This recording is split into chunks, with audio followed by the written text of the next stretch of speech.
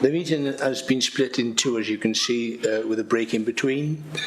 Part one of the meeting will be the scrutiny of the home to school transport policy, and then the call-in of the executive decision taken on the 26th of July.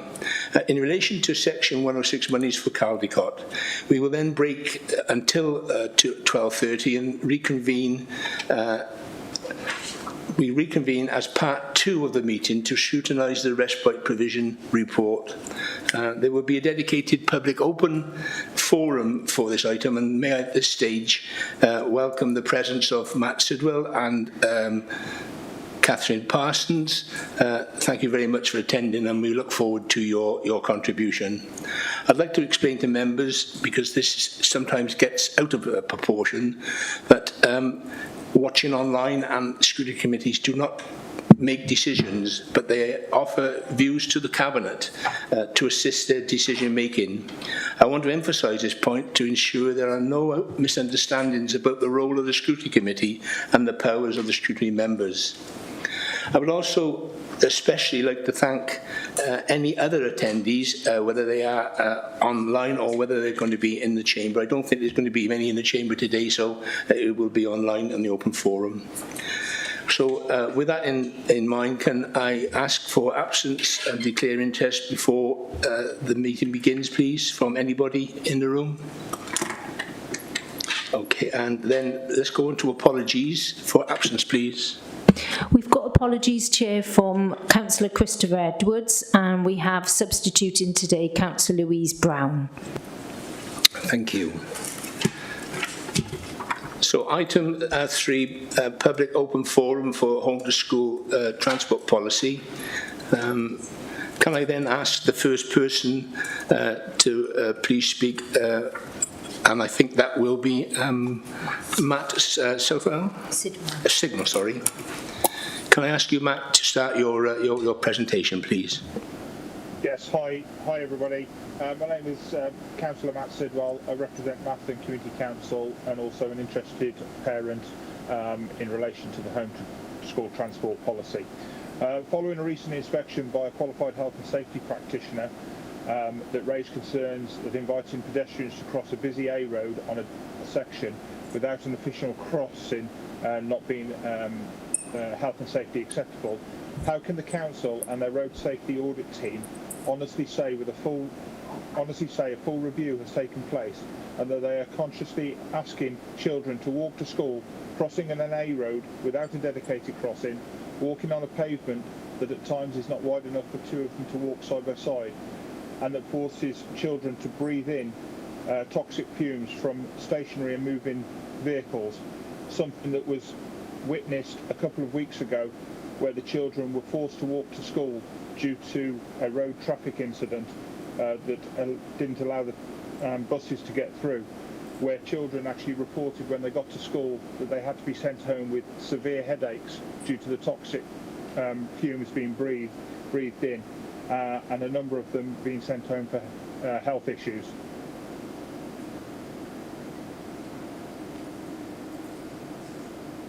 Okay, is that your conclusion, Matt? Yes. Yeah, sorry, yeah, that was the question, yeah. Sorry, can I then ask Catherine Parsons, please, to partake in her deliberation?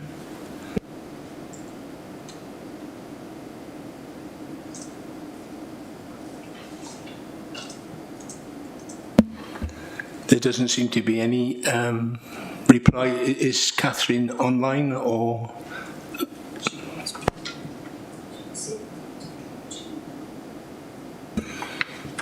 We'll try and get it. Just bear with us a moment. We're trying to make sure that Catherine is available. There seems to be a technical issue at the moment.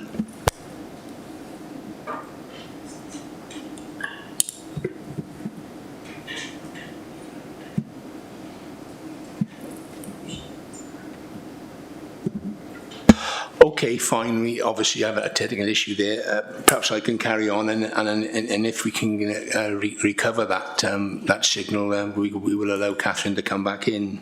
I'd like to thank certainly, Matt, for your speaking in the forum. Your contributions have certainly helped the committee in its scrutiny today.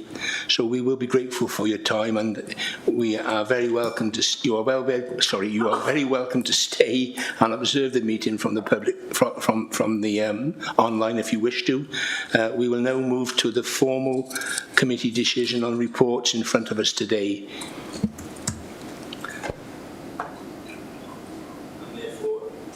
And therefore, I would like to invite the Cabinet Member to introduce the report, and will then ask officers to present the report to the committee. The committee will then be invited to ask questions, following which any other elected members may also ask questions prior to the committee considering their way forward.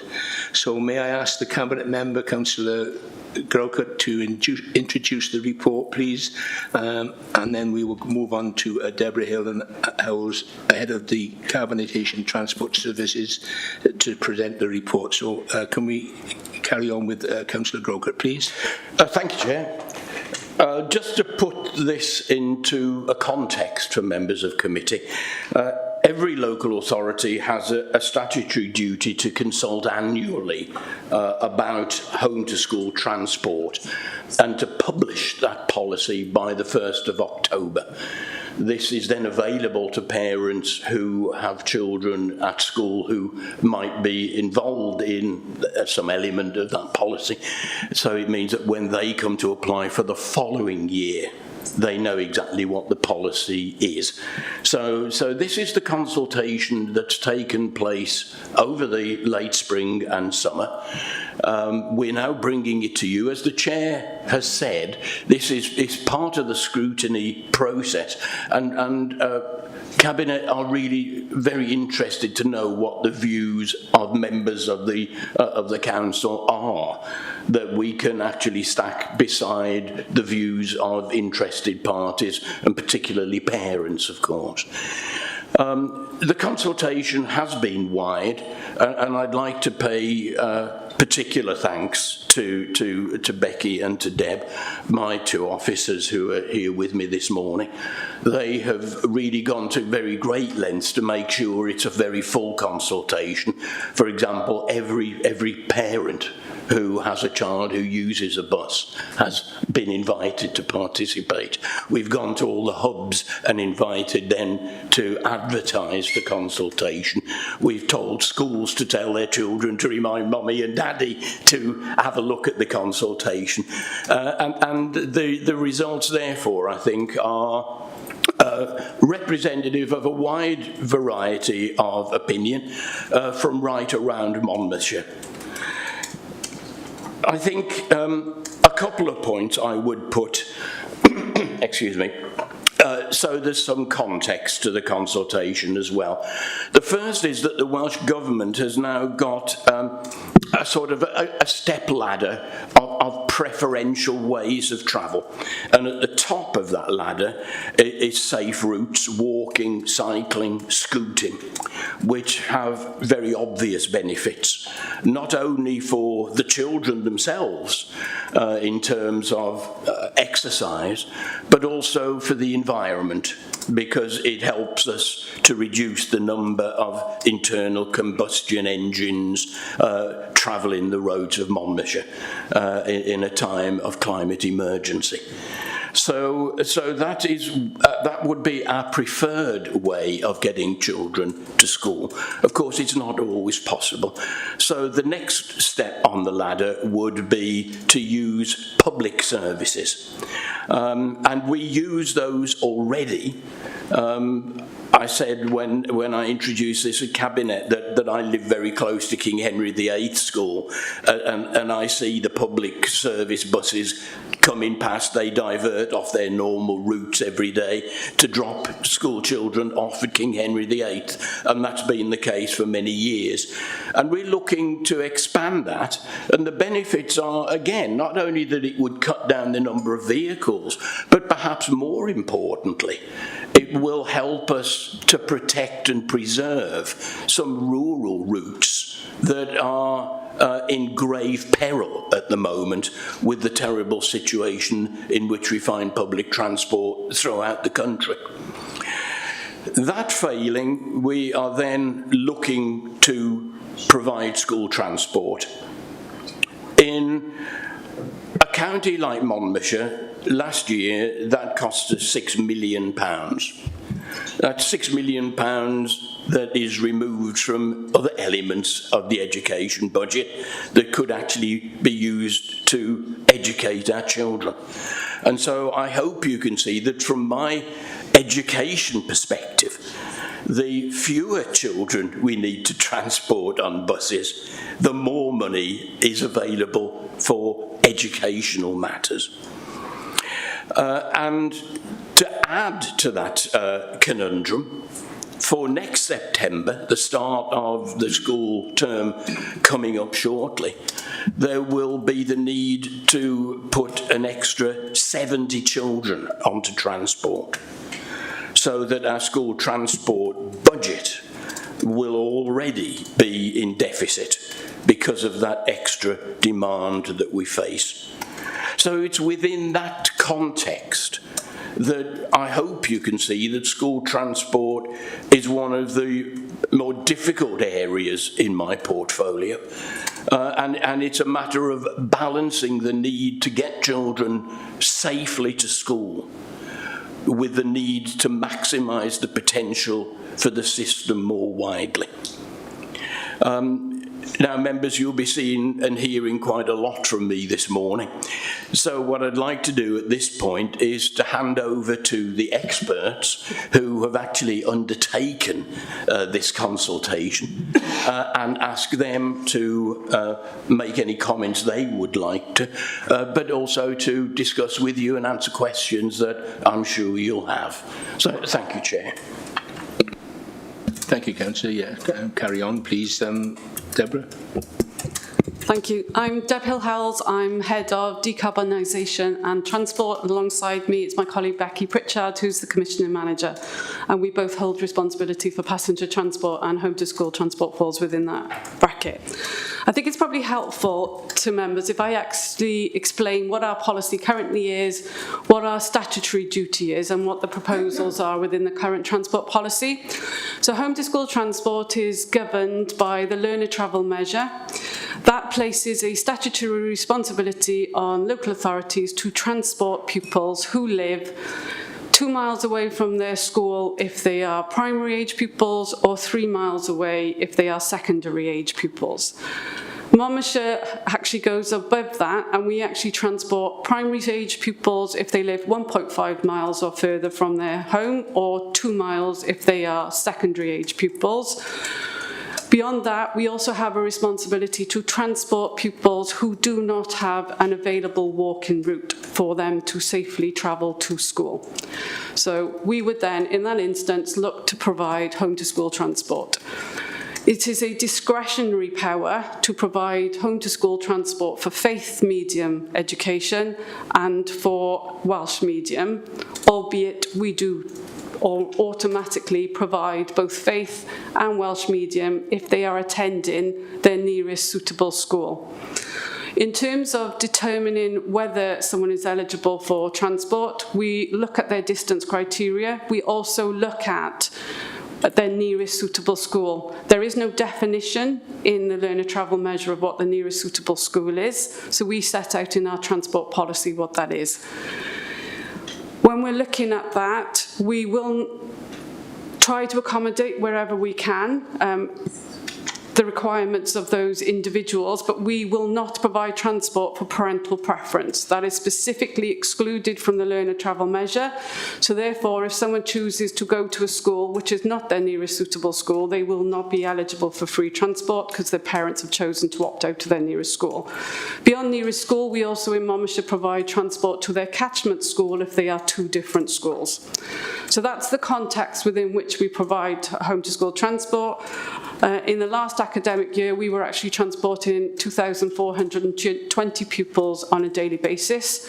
71 of those pupils were already being transported on public services.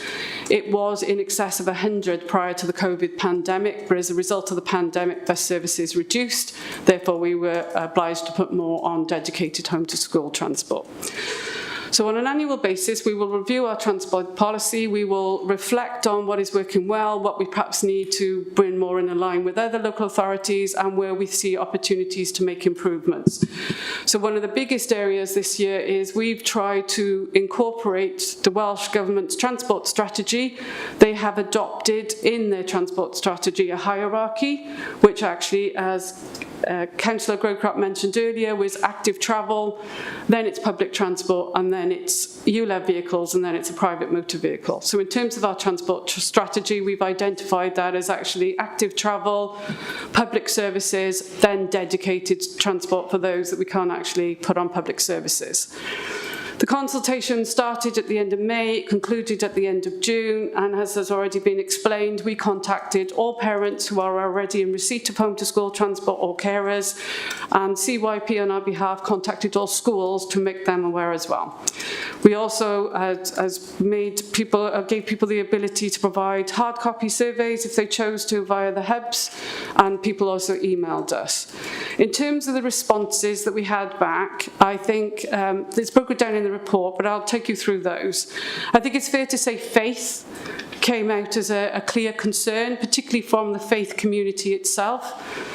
In terms of the consultation process, the consultation suggested that we were looking to actually ensure that anyone who wishes to attend a faith school for faith reasons can do so, but they rightly pointed out that the drafting in the policy that was attached to that consultation was narrower.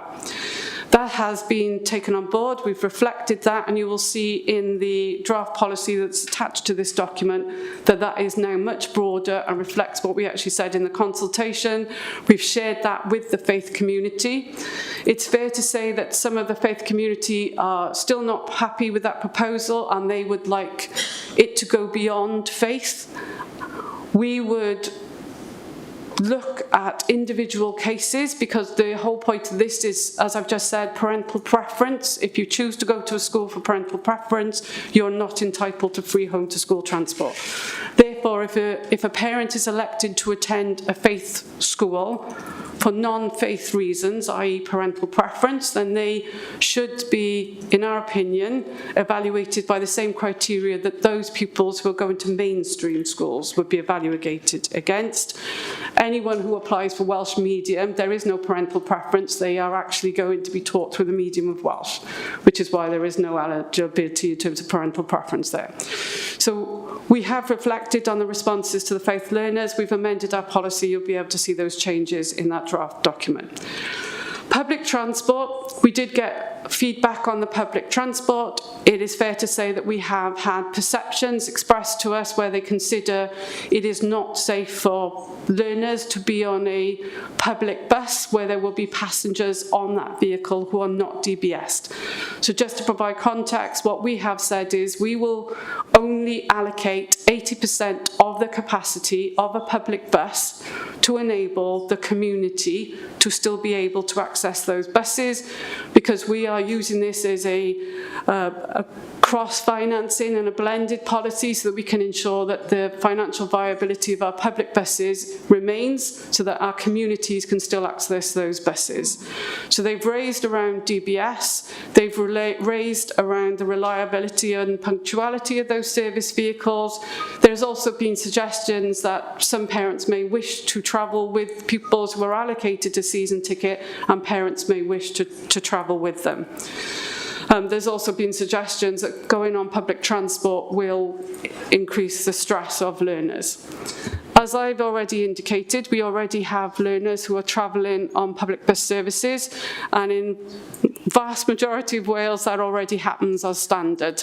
We have liaised with Welsh Government to identify whether there are any concerns they have around it, and to date they have confirmed that it's standard practice in other areas. There has been some confusion by those who have responded, who think that we provide passenger assistance and all of our dedicated home to school transport. We don't. So there will be no difference in terms of those travelling on public bus services as opposed to our dedicated home to school transport. We've also had around DBSs of Drivers, I can confirm that drivers on public bus services will be DBS'd and are DBS'd in the same way that they are on dedicated home to school transport. We've also had perceptions of increased safeguarding concerns because there has been queries raised around where there be an opportunity for members of the public to groom passengers on those vehicles. So in terms of evidence, as I said, we already have people on public buses. In terms of safeguarding incidents that were raised to the passenger transport unit last year, we had 23 safeguarding issues raised to us. 22 of those were on dedicated home to school transport. 1 was on a public service vehicle. Now that does not mean they were substantiated or unsubstantiated. I'm just providing you with the evidence in terms of the level of concerns that we have and the issues that arise. We believe that travelling on public bus services is safe. We believe it also provides a level of independence to pupils. We will only be allocating public bus service season tickets to secondary pupils only. Primary pupils will continue to have dedicated home to school transport, and when assessing who will go on those vehicles, we look at their age, we look at their accessibility to a public bus service, and we look at the distance from school. We are proposing, and that is the current draft policy, that we will continue with the proposal that we will continue to allocate season tickets to those individuals that we consider to meet those criteria. In terms of concerns around delays, congestion, etc., that would equally apply to our dedicated home to school transport. They are using the same roads, they are experiencing the same level of congestion that everybody else does on those roads. If we find that we are having issues with reliability, then we will liaise with the operators, as we continue to do now and have done with all of those service vehicles that we have to date. We have liaised with the operators that we are proposing to put the pupils on for season tickets. They have amended their timetables to enable us to provide that reliable service to our pupils. So I will move on now to post-16 travel. In terms of post-16, that wasn't part of the consultation, but it quite rightly was raised, or we've raised it in the report. There is no statutory requirement for us to provide post-16. In Monmouthshire, what we do is say that we will prioritise any vacant seats on our dedicated home to school transport for post-16, and what we have done is gone beyond that this year, and what we are saying is that any post-16 who travel out of county, so Welsh medium or faith, we will guarantee a concessionary seat for post-16. So they will still pay for that seat, but we will guarantee that they will have a seat on dedicated home to school transport. Another area that was raised was around school suitability. This is a specific area in one part of the county. Bryn Mawr is currently in special measures and has been for a little while now. When we are looking to assess home to school transport, we as school transport providers do not consider the quality of the education of that school. We look at whether Welsh Government have confirmed that that school is open and it provides the curriculum that they're required to provide. Currently, parents have been applying to go to Crickhowell on the basis that the school is in special measures. We are proposing that in the draft transport policy and in the transport policy for 24-25 that would no longer be used as an exception, and therefore, if that school is available and open, that would be classed as their nearest suitable school. In those areas, their catchment school is King Henry. So they would still have a choice of their nearest suitable or their catchment school. As transport providers, we do not consider it appropriate for us to get into determining the educational quality of a school. It's not part of the learner travel measure, and we want to be explicit that that's how we're going to assess moving forward. As part of that, we were also challenged that we do not consider feeder school status, and again, we don't. We look at the nearest suitable school and the catchment school. We don't look at feeder school status. That doesn't form part of our assessment criteria, doesn't form part of the assessment criteria for the learner travel measure. Then the other point that was picked up, which was mentioned earlier by Mr. Sidwell, was around available walking routes. So the risk assessment for an available walking route is set out in the learner travel measure. As transport officers, we do not undertake those route risk assessments. They are undertaken by qualified highway safety officers who actually go out and walk that route and undertake an assessment based on the learner travel measure and other safety guidance requirements legislation available to them. They will look on factual evidence, and we absolutely understand that parents may have a different perspective from what is set out in those requirements, but we are governed to follow the route risk assessment that's set out in the learner travel measure. And that is what we will continue to do. The available walking routes, when an assessment has been undertaken and it is deemed that it is safe, where we have been providing home to school transport for pupils, because the route hasn't been assessed, we are now proposing to reduce the amount of notice that we give parents to withdraw the transport. So currently, in the current policy that will come into place in September, we would give parents an academic year's notice. What we're proposing to do now is reduce that to a term's notice, albeit if there were special circumstances, individual circumstances of hardship, we would work with the parents, and there may be discretionary transport provided beyond that term in those circumstances.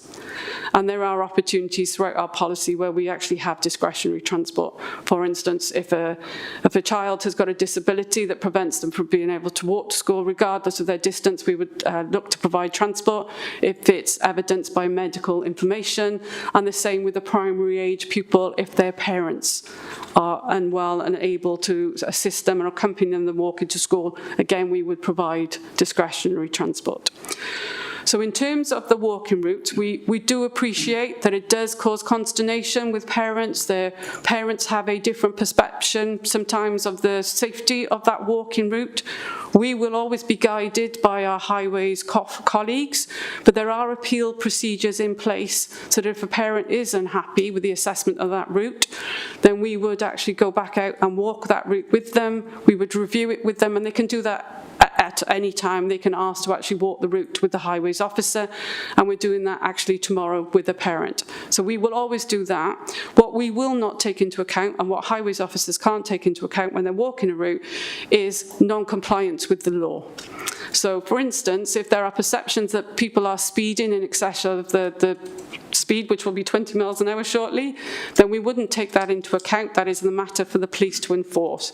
In the same way, if people are parking in an illegal manner, again, we wouldn't take that into account as part of our route risk assessment. That would be a matter for the police to intervene.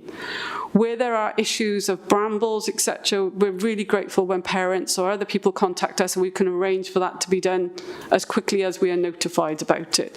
So we will always take on board feedback. We will work with parents wherever we can, but if we go back to our transport hierarchy, active travel is our preference for everyone, and we will be looking to support active travel, and we've actually got capital funding available to us this year to actually improve active travel routes for school.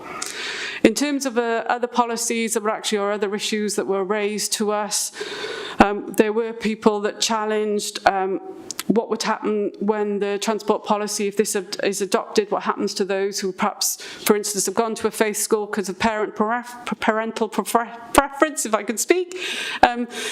We would not look to remove transport from any person who already has transport unless their circumstances change. For instance, if they move house, then we would review their eligibility for home to school transport at that point as a matter of routine.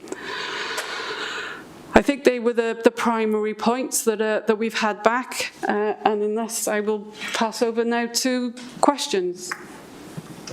Can I say something? We seem to have a technical technical issue today that means that we can't use the raised hand function in Teams.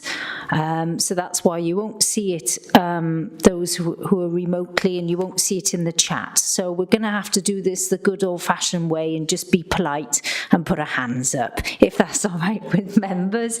I'll keep an eye out for people online, but if you can signal when you'd like to speak, we'll just take an order. I think first we've seen Councillor Howarth has had his hand up.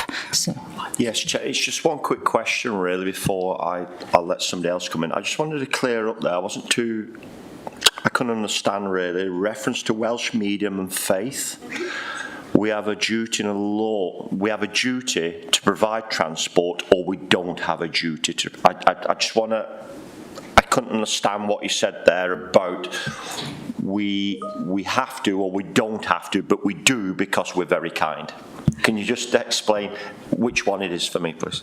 So the provision of transport for faith and Welsh medium is discretionary in the learner travel measure. It's not statutory. Okay, Chair. That answers my question. That alters everything I've written down here because the equality here comes in for me. Okay, I need to just. Okay, I'll come back in. Thank you, Councillor Howarth. Can I ask Councillor Brown, please? Yes, thank you, Chair. I've got a number of questions.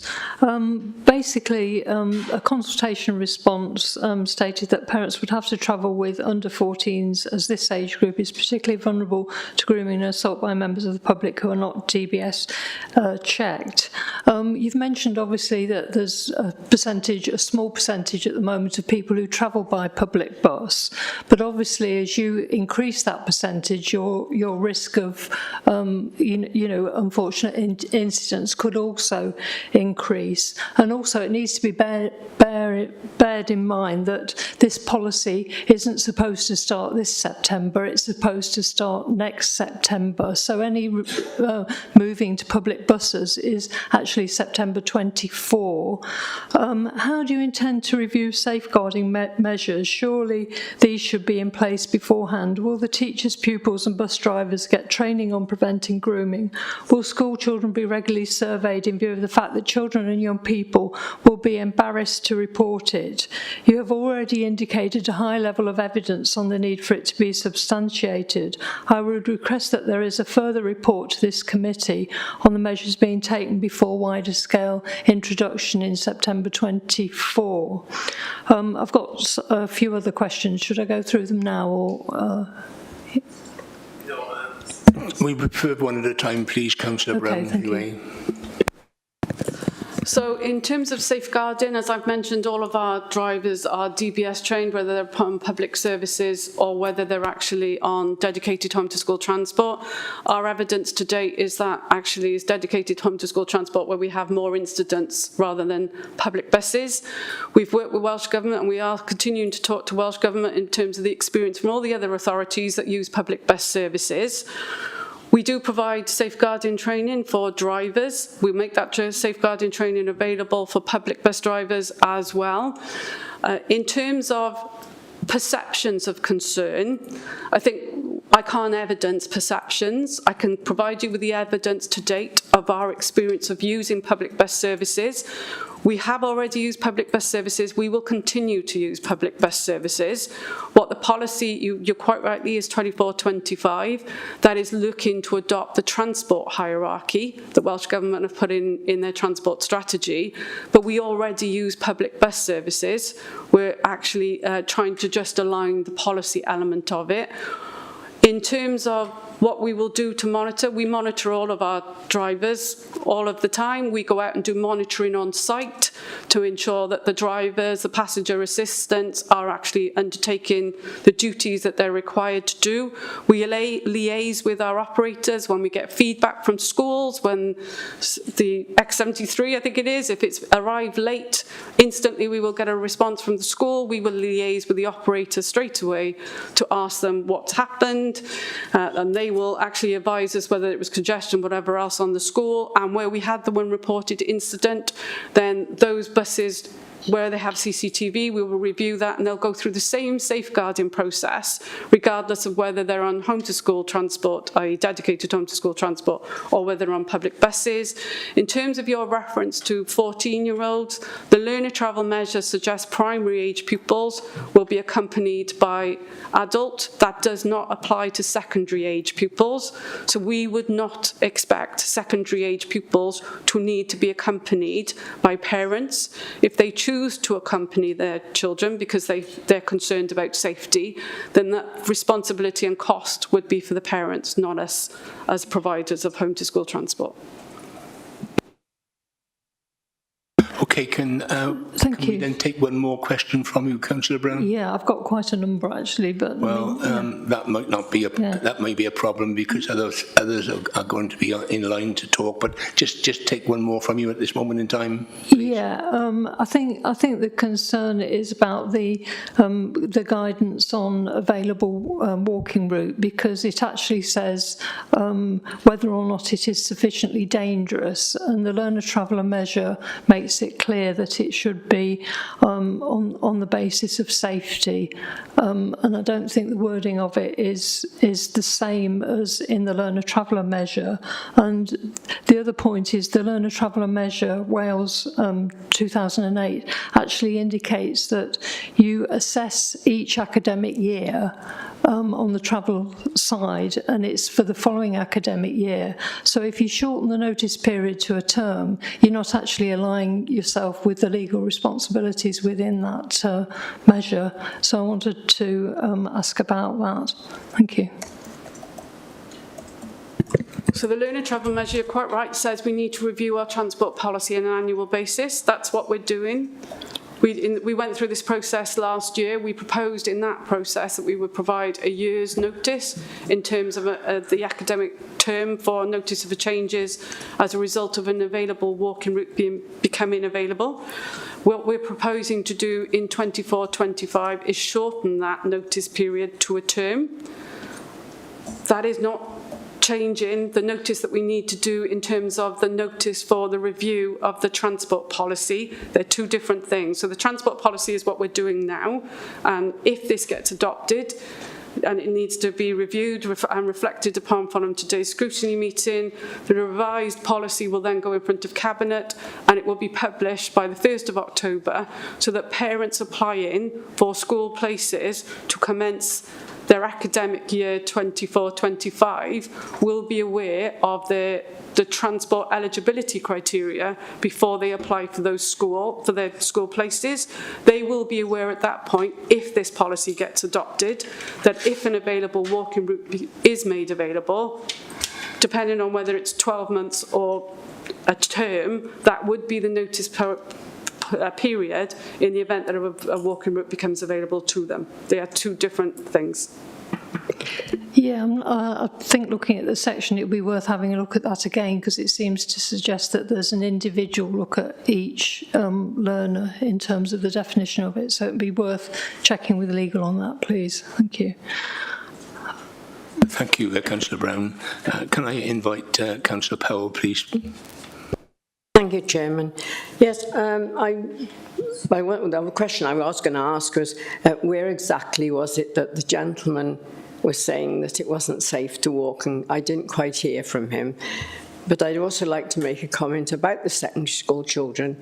They've been going on public transport for years and years and years, and in a great many places. I mean, I did myself and my son and stepson, 50 now, and they went on the bus to King Henry on the transport, and there was no other choice, and that's how you went.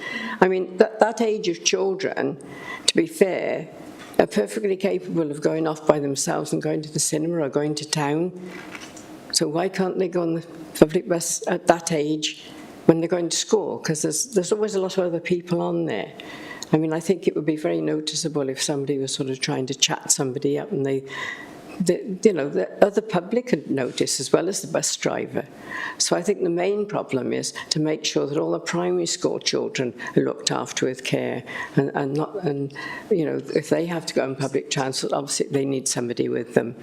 But no, I didn't quite hear. Where was that gentleman? There was I didn't quite understand where he was when he said about the... I think he identified himself as a Mathen community councillor, yeah. so I'm assuming in that area. And the one point I would pick up in terms of public buses, we're here actually talking about the transport policy for those that are eligible for free home to school transport. Yeah. There are learners, there are pupils currently using the public bus network who aren't entitled to free home to school transport. Yeah. So I think we need to ensure that we're consistent in the way that we look at the provision of transport for everybody, and it can't be safe for one group and not safe that's for right. other Yes, groups. I was going to say. Thank you. Thank you, Councillor Powell. Councillor Riley, please.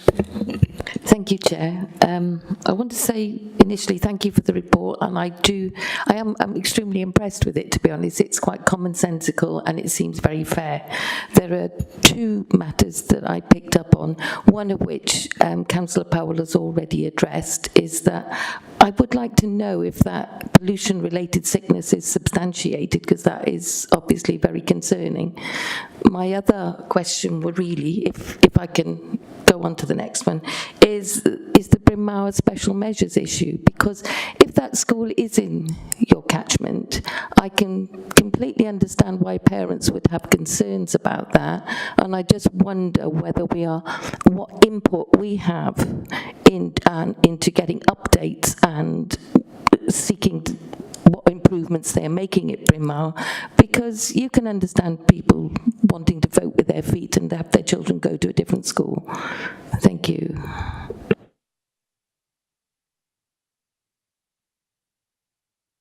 I think in terms of the pollution, I've got no evidence of that. I think the incident that was being referred to is the bridge was closed.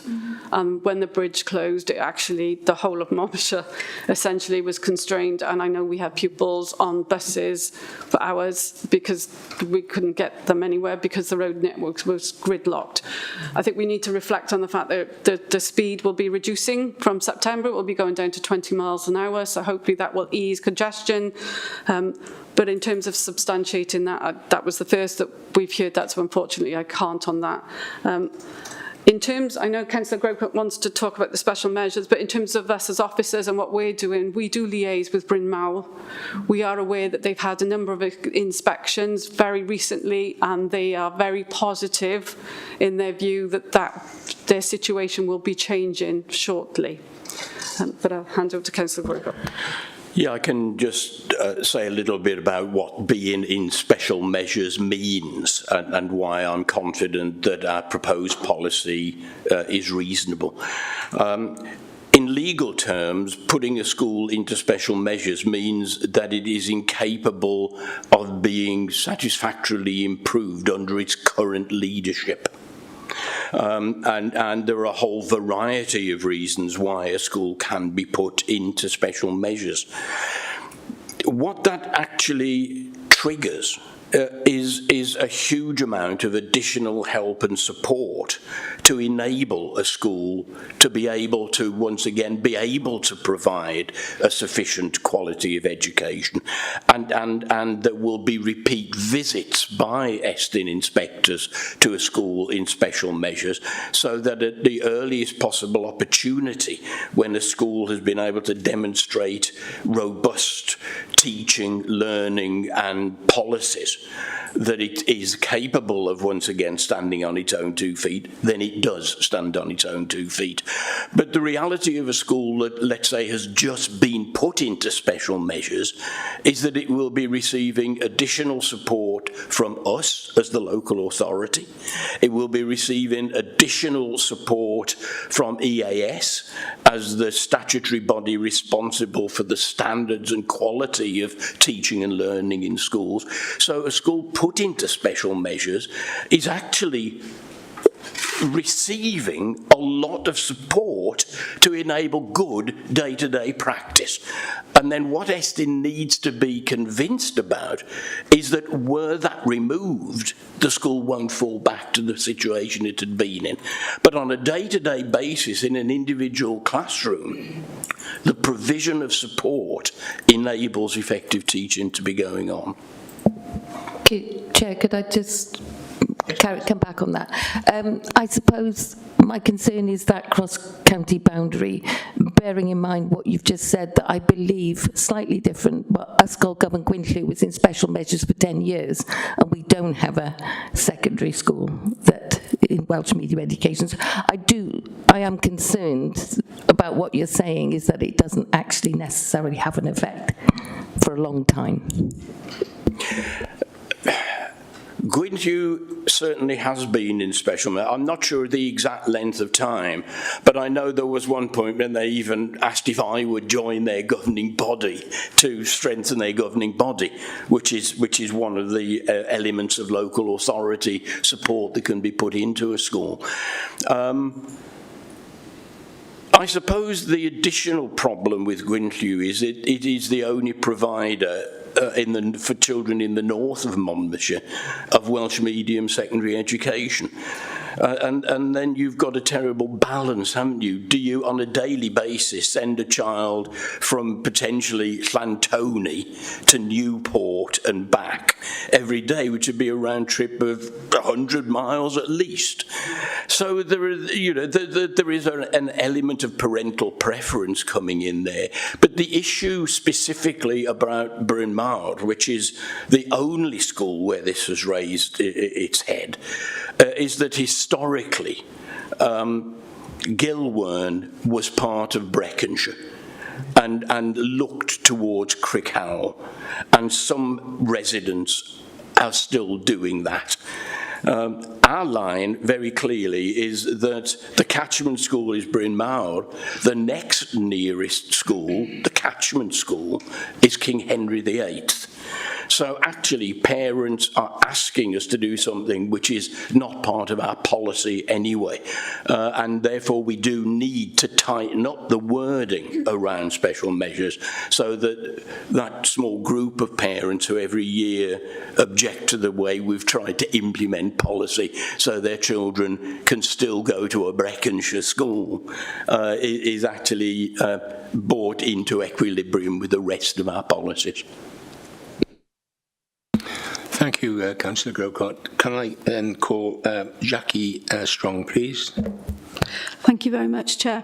Can I just thank the officers for the report, really sort of informative and actually very detailed.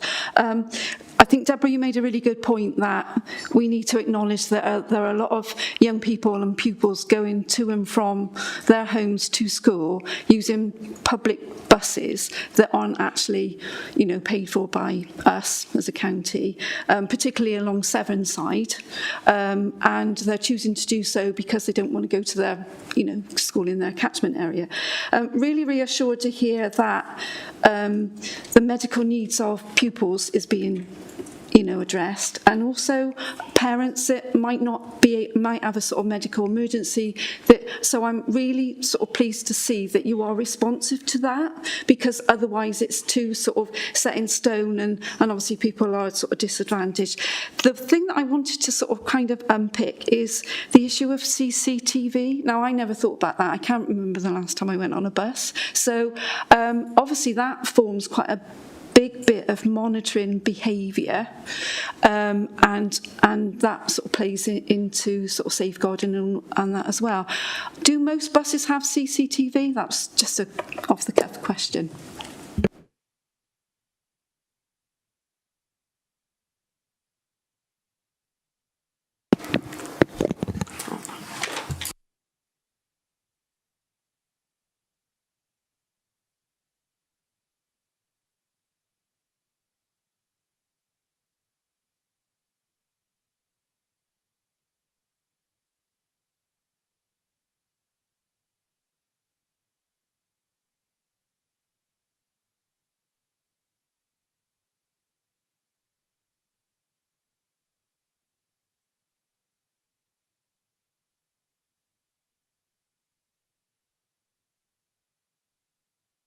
On all of our buses where we run the vehicles ourselves, we do have CCTV and audio on all our vehicles, which is used to investigate incidents as they arise.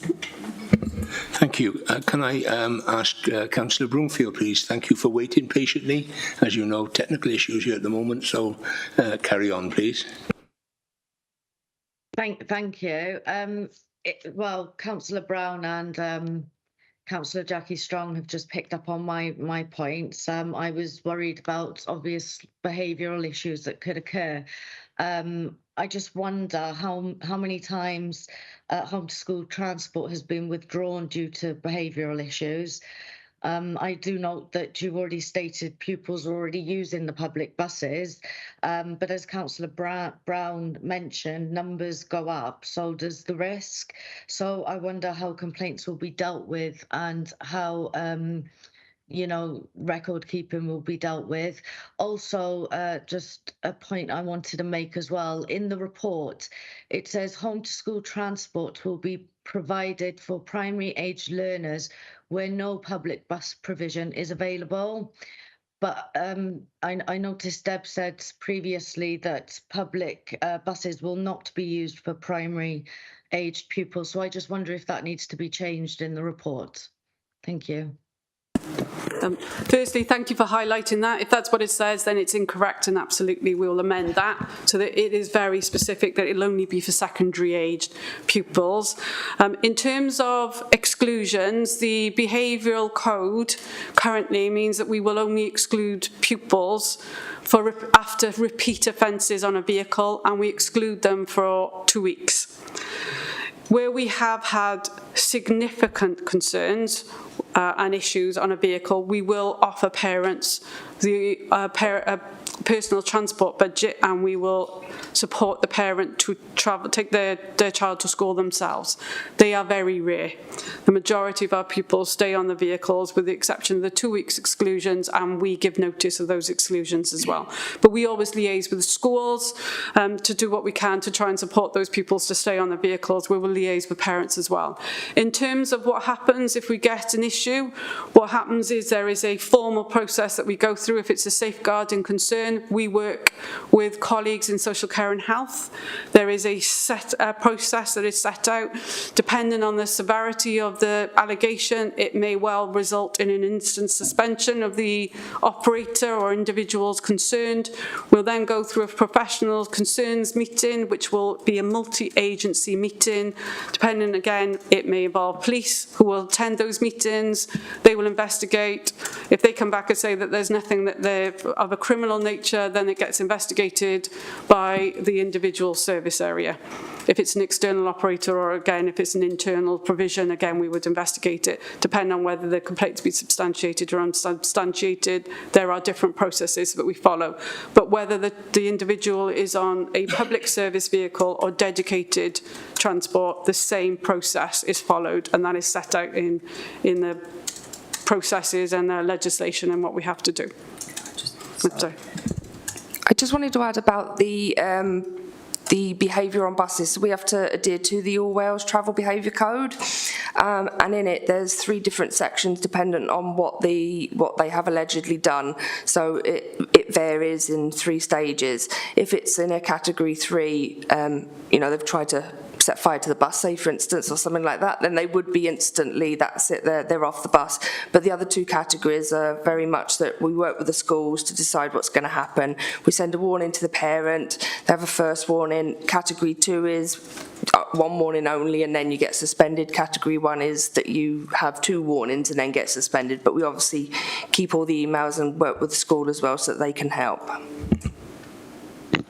Thank you. Thank you.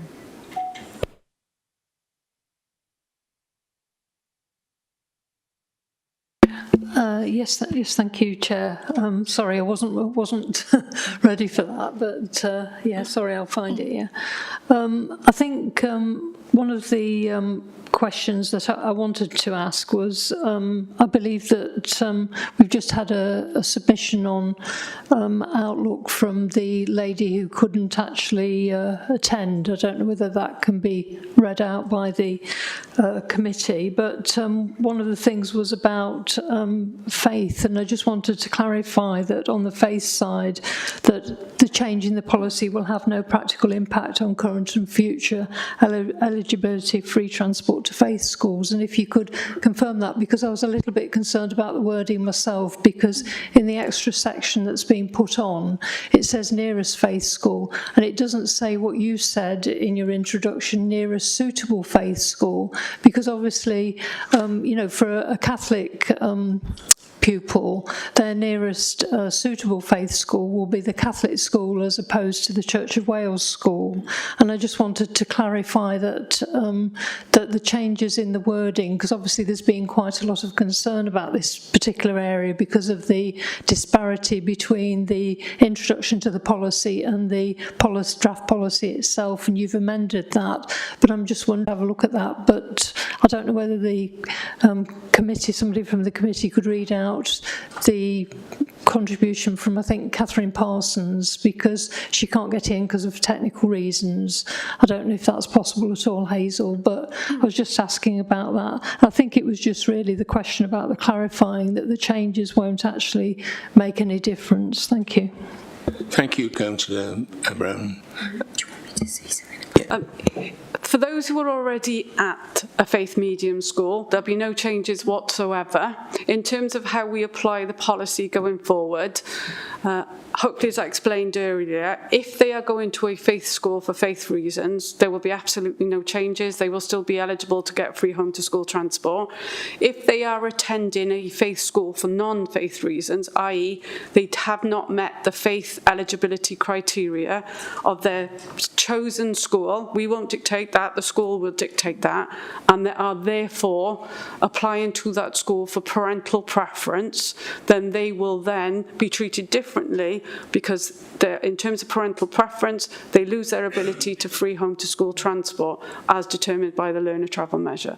So if they're going to the school for faith reasons, there will be no changes. Okay, thank you. Thank you. Can I then ask Councillor Jones, please? Thank you, Chair. Could you just clarify, please, about post-16 discretionary, I suppose, it's transport for faith and Welsh schools? Because do they get paid for? Do they get transport post-16? They're not entitled to free home to school transport or statutory home to school transport. Fine, so it's the same, it's on an equal basis? Yes. Because I was thinking it was parental choice. Thank you for clarifying that. Okay, thank you. Can I just open it then, the questions to any elected members that wish to speak? Councillor Butler first, please. Thank you, Chair, for giving me the opportunity to speak. And special thanks to Deb Hill-Howells and Becky Pritchard. I think you do a very difficult job. I recently received a letter from a young resident of Penplenny, Finn Thomas. He's a year pupil, 13 pupil of King Henry. And he, like me, has got some real concerns about the proposed changes to school transport. My current understanding is that school transport will be provided for some King Henry students in Penplenny, but others will be allocated season tickets from this September to use the X3 stagecoach service, which I think has been modified, though I'm not sure if it has sufficient capacity.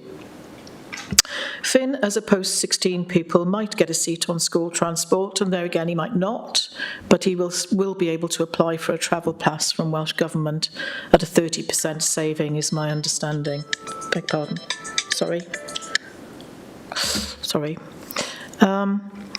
Finn has given me permission to read out his email, as he's not able to be here today, and I'm glad to do so because it is very eloquently put, and he makes some excellent points I want you to consider.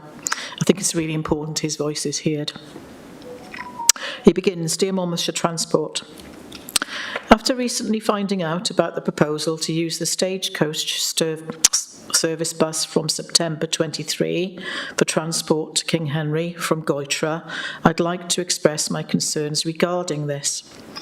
I'm currently a post-16 student within the sixth form, and my only method of accessing education is via a bus service. I believe the removal of a dedicated, reliable and safe, comfortable transport option is a disgrace and should not be happening. For the last 5 years, Phil Anslow coaches have provided an impeccable service for the contract given to them, and I've always been able to make the journey to and from school without any issues, and if any should arise, an alternative is always offered. Stagecoach will simply not be able to offer a service on this level. This can be seen in their recent industrial action, causing chaos for those travelling on a service bus for education. Stagecoach offer an unreliable service as it is, many services either being late or leaving earlier than the scheduled time, or sometimes not even turning up. On the current service provided by Anslow, daily we are given a 70 or 70 plus seat coach, each fitted with a 3-point seat belt, allowing for safety for all the passengers on board the vehicles, and the majority of the seating is used and the coach is often full. Stagecoach service buses currently used on the X3 service are not suitable for this usage. They do not contain the required amount of seating, nor does the seating provided have seatbelt provision fitted. The majority of passengers will have to stand through the journey while on the bus, and for a journey that usually takes around 30 minutes, this is far too long and dangerous for those who have to stand. It's also worth considering the impact this will have on other members of society, those who rely on a service bus as their means of transportation. This being removed from them due to the fact school children have been packed into a bus that's unsuitable. Another issue raised by many is the fact that members of the public will be on the bus, some of whom may not be able to be around children without supervision, and cause concern and potentially harm for those residents, for those travelling. Finally, the main road through Goitre village, the A4042, is a main road. Although the limit while driving through the village is 40 miles an hour, many do not stick to this due to it being a main road and travel at 60 miles an hour or even higher in some cases. The fact that if the proposed change in transportation does come to fruition, 60 plus students will be forced to cross what is a very busy road, causing a huge issue for safety. These are my words now. And Councillor Shear may be already familiar with my lobbying for a pedestrian crossing at this point, which is being proposed in the coming 23-24 financial year, subject to funding, but it is not there yet. And my concern is particularly for Year 7 pupils who might be asked to use this service and who have not developed speed awareness. I continue with Finn's words. When all things are considered, the removal of the contract from Phil Anslow, a small local reliable firm, to be awarded to Stagecoach, who are a multinational corporation who will take advantage by gaining profit in taking children to school, is disgusting and should not be happening. The impact this will have on all children is huge and will affect many, especially the younger children.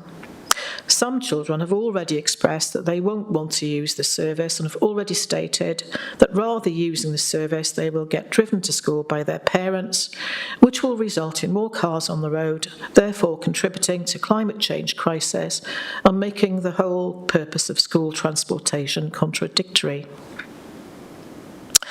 I'd like you to consider the points I've mentioned and would very much appreciate a reply from yourselves as to what your proposed solution to any of the issues I've highlighted.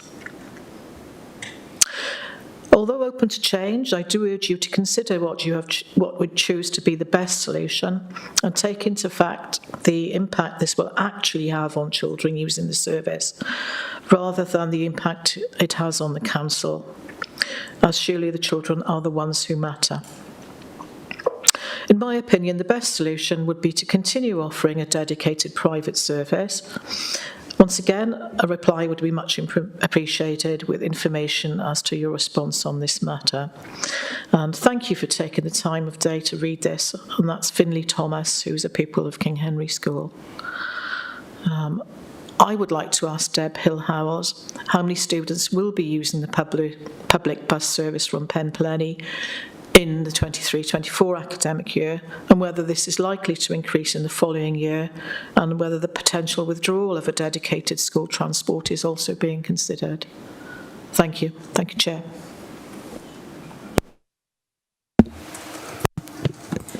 In terms of the numbers travelling, we will check those figures for you and report back to you after this meeting. In terms of some of the points that were raised, clearly we're not going to have a discussion with anyone around tendering and the procurement of contractors. We're not going to go into that, and I certainly wouldn't go into someone's allegations about poor performance about another operator either. I think that's something that, if they have concerns, they raise those with evidence to us. We will have 2 different contracts running from that area. There will be a dedicated home to school transport vehicle, and there will be pupils who will be on public service vehicle. I completely take on board the concerns around crossing the road. We have looked at that, and what we are going to do is actually employ a school crossing patrol, and we're in the process of doing that, and we will put that support in place to enable those to cross the road. In terms of community, I think we've rehearsed quite a few of those today. Anyone who has any concerns, they will need to raise them in the same way as if they were on dedicated home to school transport, and we will deal with them very quickly and efficiently with our social care colleagues. In terms of the capacity, that capacity, we are only using 80% of the vehicle to enable members of the public to travel as well, and also those pupils that don't have access to free home to school transport, so that they can still use those vehicles as well. But, you know, the points that we can discuss, and we're happy to look at those and provide a response to the young person concerned. Thank you for that. I believe Finn wrote to Public School to the Transport Unit on the 10th of July, and I'm not sure whether he's received a reply yet. Thank you. We'll look into that and we'll Thank make you. sure there's a response. Thank you.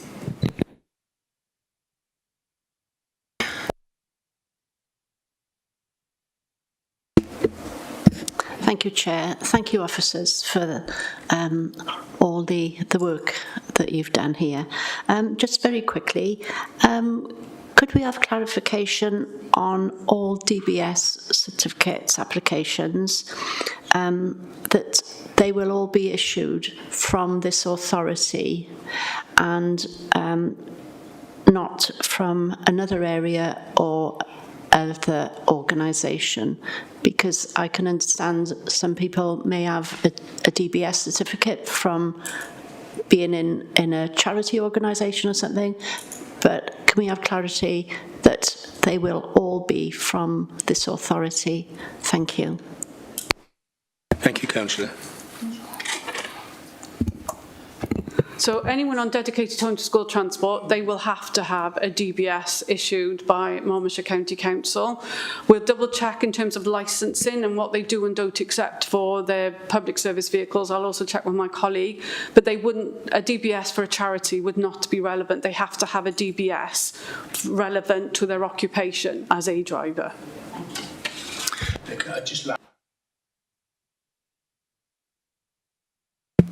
Thank you, Chair, and thank you everyone for your input today. It's very important that our children are transported to school in a safe and respected manner. I've just got a few questions really as reference to, a lot have been asked, but I've written plenty down here. I do find it, Welsh medium and faith schools, I'm a Church of England, so I do find it we are, and we still are, isolating faiths and what religion you are and whether you speak Welsh or not for education, whether we're going to transport you to school or not. I do find that quite not upsetting, but quite, if I was a parent, a ratepayer of this county and everything else, I find it quite demoralising really that we're setting boundaries, but that is what happens, and that's what we're going to do. I'd just like to ask a quick question in reference to this term notice, and it seems to be being highlighted as a concern. Could you just give me an example of withdrawn transport one-term notice? As it is now, the policy is that notice is given a full academic year. So for 23-24, yes, our current policy is if we find an available walking route, we would give you an academic year's notice. The proposal is from 24-25, that will change to a term. To a term. Just a long time since my kids went to school. Is a term probably 12 weeks, maybe 10 weeks in that kind of... Do we not think that's really short? So the parent is... Parents are busy. They're always busy, and their lives. Everybody's lives are busy now. We have different lives, and to try and adjust to that, if you've got more than a couple of children who are backwards and forwards from one school to another. Let's say Key Stage 1 and 2, and then the high school or whatever.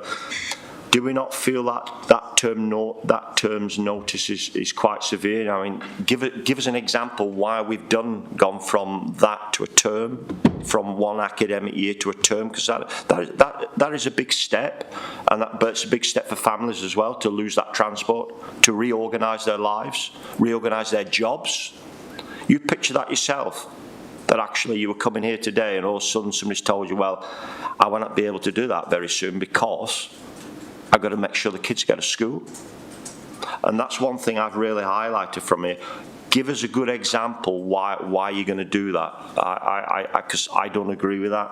I'm opposed to that, to be honest with you. Okay.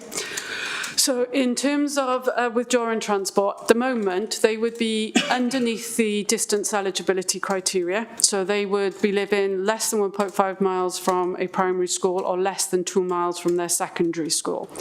So they've been given transport because the route has not previously been assessed, or it has been assessed that it wasn't available. We potentially have actually undertaken capital works to improve that route, or an assessment has been undertaken that now determines actually it is a safe walking route for pupils. In those circumstances, those individuals would not be entitled to free home to school transport, and we will have put contracts in place which will be a significant cost to the authority to provide transport when they are not eligible for that transport. So what we are saying is in those circumstances where there is an available walking route and you've only been awarded transport because at the time the transport was awarded it was considered that there wasn't, we are looking to reduce that time period.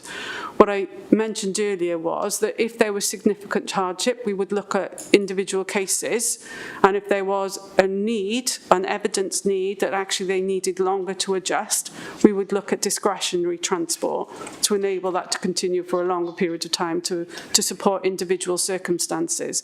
But secondary age pupils should be walking to school themselves anyway, so there should not be hopefully any impact on parents for secondary age pupils.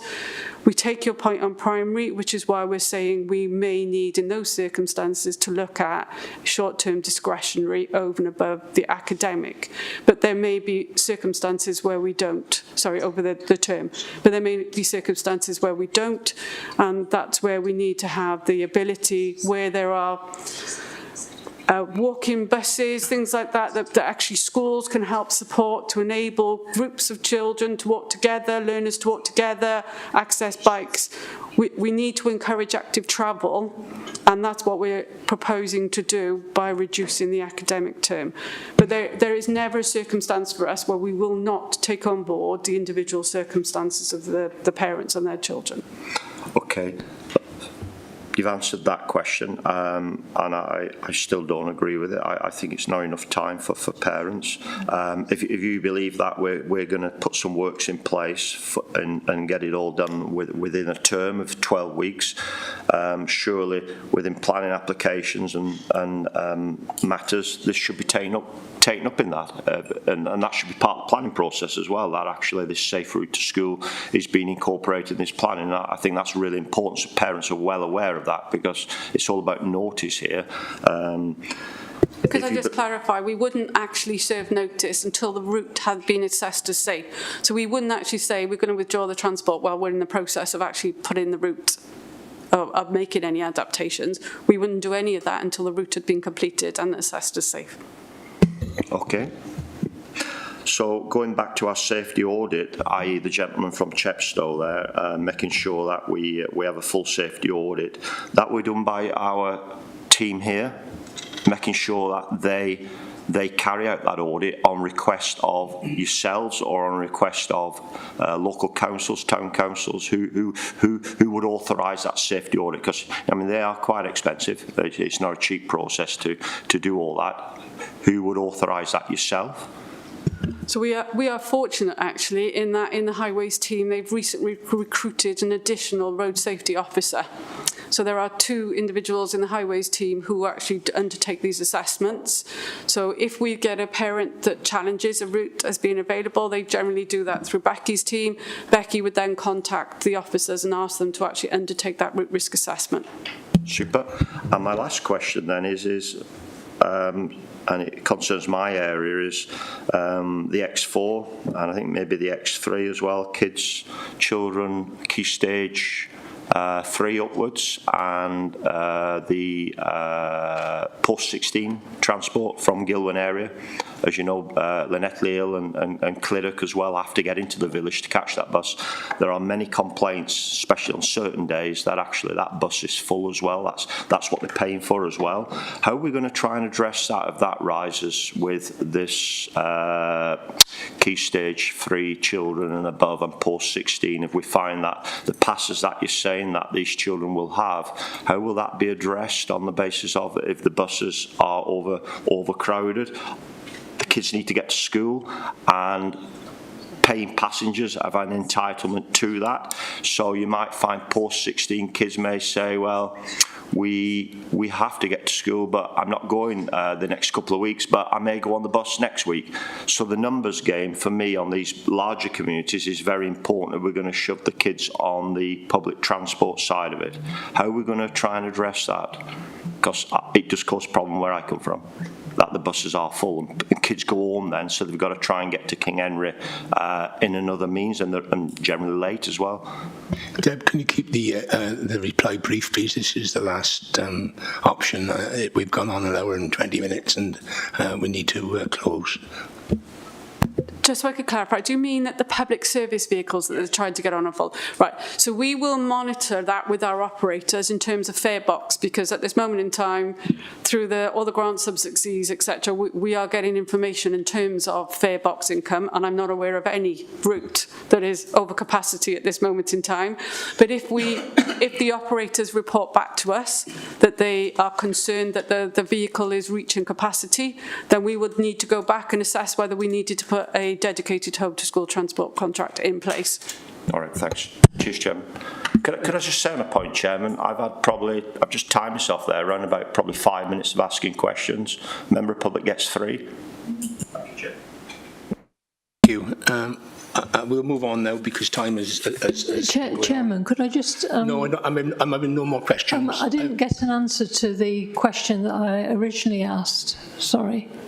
I asked about whether you'd look at the wording of available walking route, which was basically, it says whether or not it's sufficiently dangerous, and it's clear that the learner traveller measure says if the route to school is deemed to be unsafe, then the learner cannot be expected to walk to school. Now that's entirely different to saying whether or not it's sufficiently dangerous, and I think that wording needs to be looked at, Chair, because it's not what the statutory requirement is. Thank you. We will look at the wording of the draft policy to ensure that it aligns with the learner travel measure. Thank you. Thank you. Chair, can I just say that Paul Pavier is on the chat? No, okay. We're not allowing any more questions now. We're moving on. I just want to do the Chair's summary, really, of key points raised by the members. There's been a child safety, the need to ensure drivers are DBS checked, the need for guidance to parents on safe walking routes. As numbers of people using public transport rises, so does the risk. So there is a need to ensure complaints are recorded. And faith schools and offices confirmed there are no changes proposed for this. We ask that the Cabinet member takes into account the email sent by Catherine Parsons, and also obviously take into account the Cabinet member of the recommendations and the issues raised in this meeting. Can I ask, so we move on, are there any more recommendations to put forward to the Cabinet member?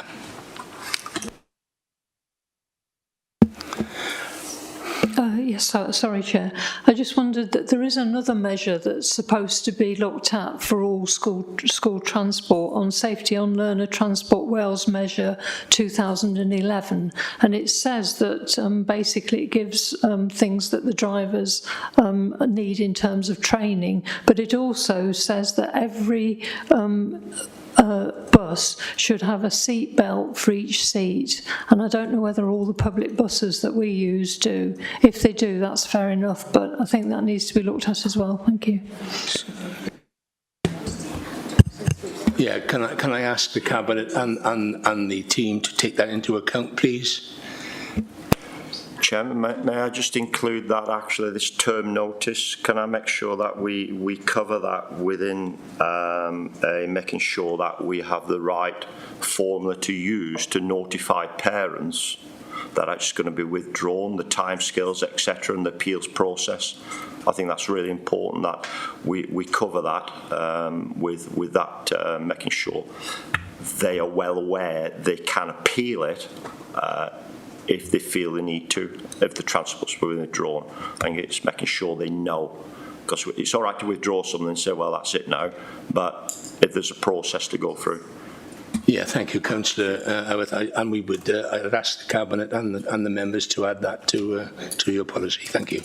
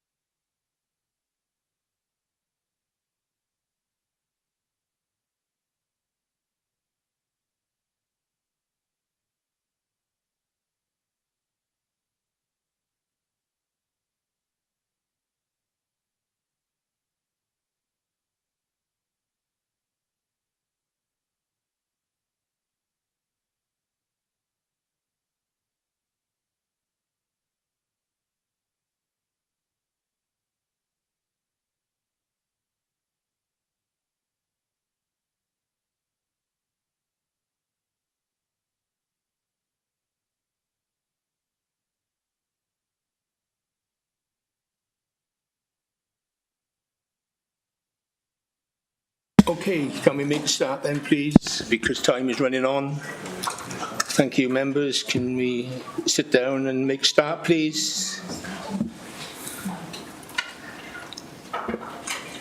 Hey, Chair, do you want me to come in there then? No, I have to say something about the process.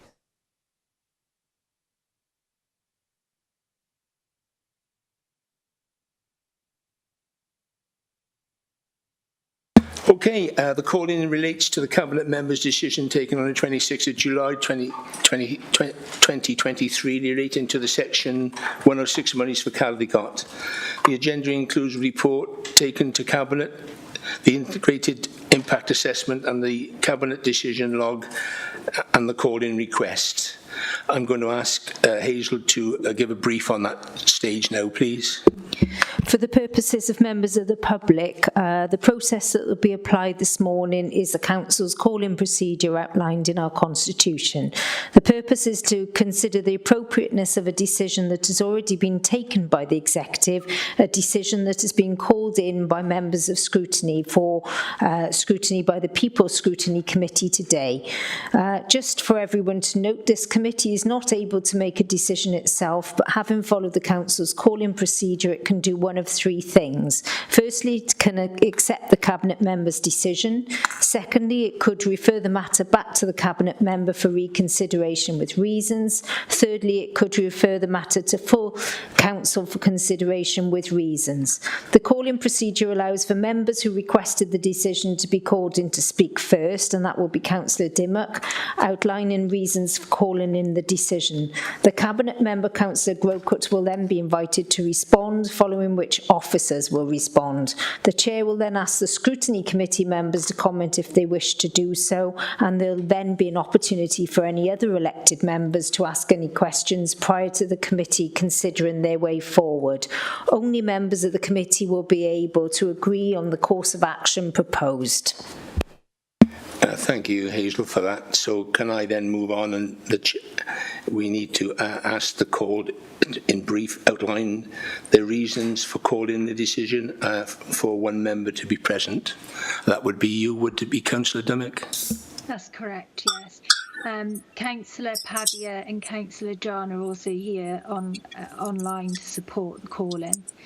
So thank you, Chair and members, for allowing me to speak today. I'd also, like I said, like to thank Councillor John and Councillor Pavia for supporting this call-in. I just want to explain the area that I'm going to be talking about. Portskewett is a small ward in the south of the county, and the community includes Sedbrook and Leechpool and part of Crick, which is a mile outside of Caldicot. Portskewett is not within Caldicot town. The decision is contrary to the consultation carried out in 2021 and proposes the council funds with surplus places instead. It funds the school with surplus places instead of ARW, which is oversubscribed. And Castle Park in Caldicot is also not the nearest catchment school to the paper mill site. We cannot support the total sum of the budget granted to outside the ward, knowing ARW and Portskewett children and families are being overlooked in a favour of a school outside the ward.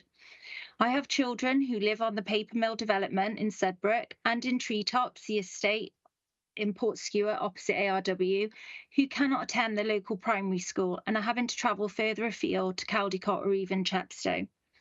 I disagree with the impact assessment. This decision will have a huge impact on children in my village wishing to attend their local primary school, and the socio-economic duty in which the assessment only focuses on children living in Castle Ward, but you're not undertaking the same duty for children attending ARW. The whole purpose of Section 106 agreement is to mitigate the impact of a development on the local community and its infrastructure, but this is not happening in Portskewett right now.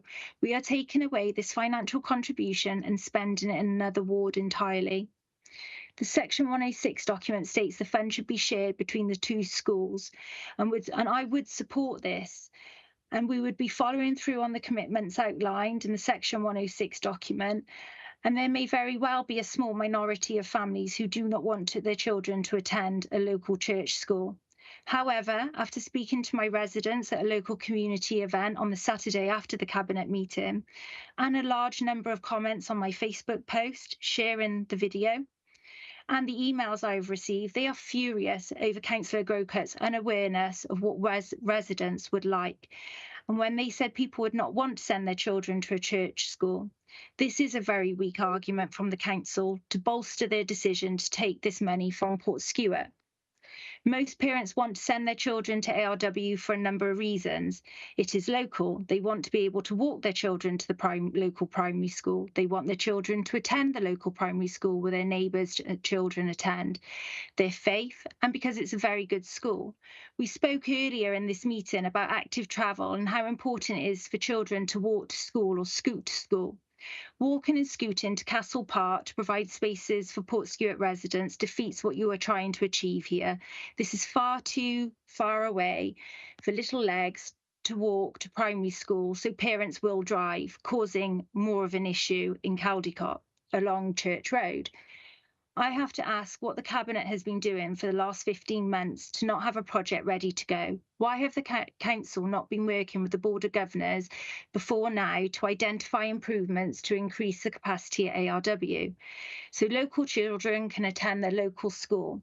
Councillor Grocut is fully aware of the situation of lack of spaces available in ARW because I have emailed him and the Chief Officer, and there is no space. You only need to look at the figures for this year where Portskewett children are attending and want to attend school. The Cabinet seemed keen to merge Portskewett with Caldicot without consulting residents again, and I really hope this doesn't happen. We are not getting what is due to our ward right now, and the Cabinet depriving funding allocated for Portskewett, which is needed here to make improvements in their own ward. So I hope that the members of the People Select Committee will support us and go with option 3 and send this decision to full council. Thank you, Chair. Thank you, Councillor Dimmock. Can I then invite the Cabinet member or the officers to reply to that, please? Thank you, Chair. I'm happy to do that. I think this call-in arises from a misunderstanding by the local member, Councillor Dimmock, and I think that that misunderstanding has been exploited by the Leader of the Opposition. I think my immediate need is to set the record straight so that the errors that led to this misunderstanding can be seen clearly. And perhaps it's worth saying at the outset that one of my senior officers has met with the chair and the head teacher at Archbishop Rowan Williams on 2 separate occasions, and we have not hidden anything from that school, and they are supporting what we are saying. So members have been sent the original Section 106 agreement that was made between Monmouthshire County Council and Harrow Estates plc back in November 2016. It makes it clear that the funding is to be made available for Archbishop Rowan Williams and for Castle Park schools. Now, I say that I genuinely think that the Leader of the Opposition has caused mischief here. Let me directly share with you quotes from him in his questions to me at the last Cabinet meeting, and I hope that will illustrate what I mean. So these are direct quotes from Councillor John. The section... Excuse me, Councillor Garrett, I would prefer at this stage that we keep politics out of this situation and we deal with the issue. Okay, it's fair enough. In that case, I will not refer to the names of anybody, but I'll refer to the issues that they have raised, because they have misled, and I think potentially will mislead people here this morning. So the quote was that there is a lack of primary school places at the local primary school. And obviously that meant Archbishop Rowan Williams. This is not true. I need to be able to show you as members of this committee that the actual shortage of places, in fact the total lack of suitable places, is in Caldicott Town, not in Portskewett. So the result of not going ahead with the Cabinet proposal is that children who live in Caldicott Town would need to be placed on school transport to move them out of their local community, to be away from their friends, and not to be able to get to their catchment school because there is a lack of places in Caldicott. I go on to the actual situation with places in Archbishop Rowan Williams in a moment, but it is simply not the case that that school is full. I think that this issue of the nature of the school in Portskewett is important. It is a voluntary aided school, and that of course means that it is not maintained by the local authority. And in situations like that, the local authority will, in that particular area, have 2 schools to which children can choose to go. And in Portskewett, the main school is Archbishop Rowan Williams, which is owned and controlled and governed by the Church in Wales. And the second designated catchment school is Castle Park School. So in this case, for Portskewett and the Sudbrook paper mill site, Castle Park is equally a catchment area school alongside Archbishop Rowan Williams. Both are equidistant from the new development.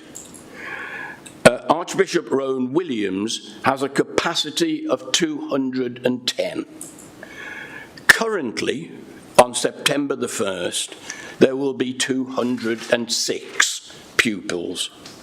And you don't need to be a great mathematician to work out that means there are currently 4 vacancies at Archbishop Rowan Williams. Not a great number of vacancies, but we are proposing to spend a lot of money on that school in the very near future. By making comparatively minor changes at Castle Park, we will, however, be immediately able to end a shortage in Caldicot Town. Arising from the objections to the Cabinet proposal as well, is that we are taking money away from a community to provide money for a school that has got 10% surplus places. In other words, we are taking money directly out of Archbishop Rowan Williams School and giving it to a school where the allegation is that there are 10% surplus places in Caldicot. The reality, of course, is that as a local authority, we have to think strategically. And the situation is that in Caldicot, there is a shortage of places for schools because of the rising population. It had been anticipated some time ago that there would have been a similar and equal rise in the population at Archbishop Rowan Williams. That has not yet materialised. So the planning from 2 or 3 years ago was that Archbishop Rowan Williams would now have more children than it actually does, and the Caldicot town schools would have fewer children than they actually do. As an authority, we have a legal and a moral responsibility to act strategically so that children can go to their local school in their local community. It's important to remember that the religious nature of Archbishop Rowan Williams School means that admission is the responsibility not of this local authority, but of the governing body of that school alone. It is them that is also responsible for the provision of additional accommodation if that becomes needed. So in statutory terms, it is the Diocese of Newport that should be providing additional space within its own schools. But of course, as a local authority, we have always cooperated with our colleagues in faith schools, with both the Roman Catholic and the Anglican diocese, so that we have shared accommodation costs. We have worked closely together, and that will not change. But we need simply to address an immediate need in September that will affect Caldicot, but not Portskewett. So let's look at some wider considerations. The figures of Portskewett primary-aged pupils shows a 60-40 split between going to Archbishop Rowan Williams and other non-Christian based schools. In other words, of the children living in Portskewett, nearly half do not go to that local school that Councillor Dimmock talked about. The local authority therefore clearly has a duty under this partnership agreement that I referred to a moment ago to ensure not only that we support those church schools who work in partnership with us, but also for the very, very considerable number of children and their parents who opt not to send their children to that school. The Sudbrook Section 106 agreement was clear that the money was for both catchment schools and could be spent in either or both. So the need for me now is to show why the Cabinet has proposed the allocation of the entire pot of the Section 106 money that currently exists. And let's look at the sums that we're talking about. The paper mill site has brought in already a total Section 106 allocation of £439,286. There are then two other sites that will contribute to the capital spend in that area in the fairly immediate future. The development at Church Road will bring in £345,000, and the development at Crick Road an additional £811,000.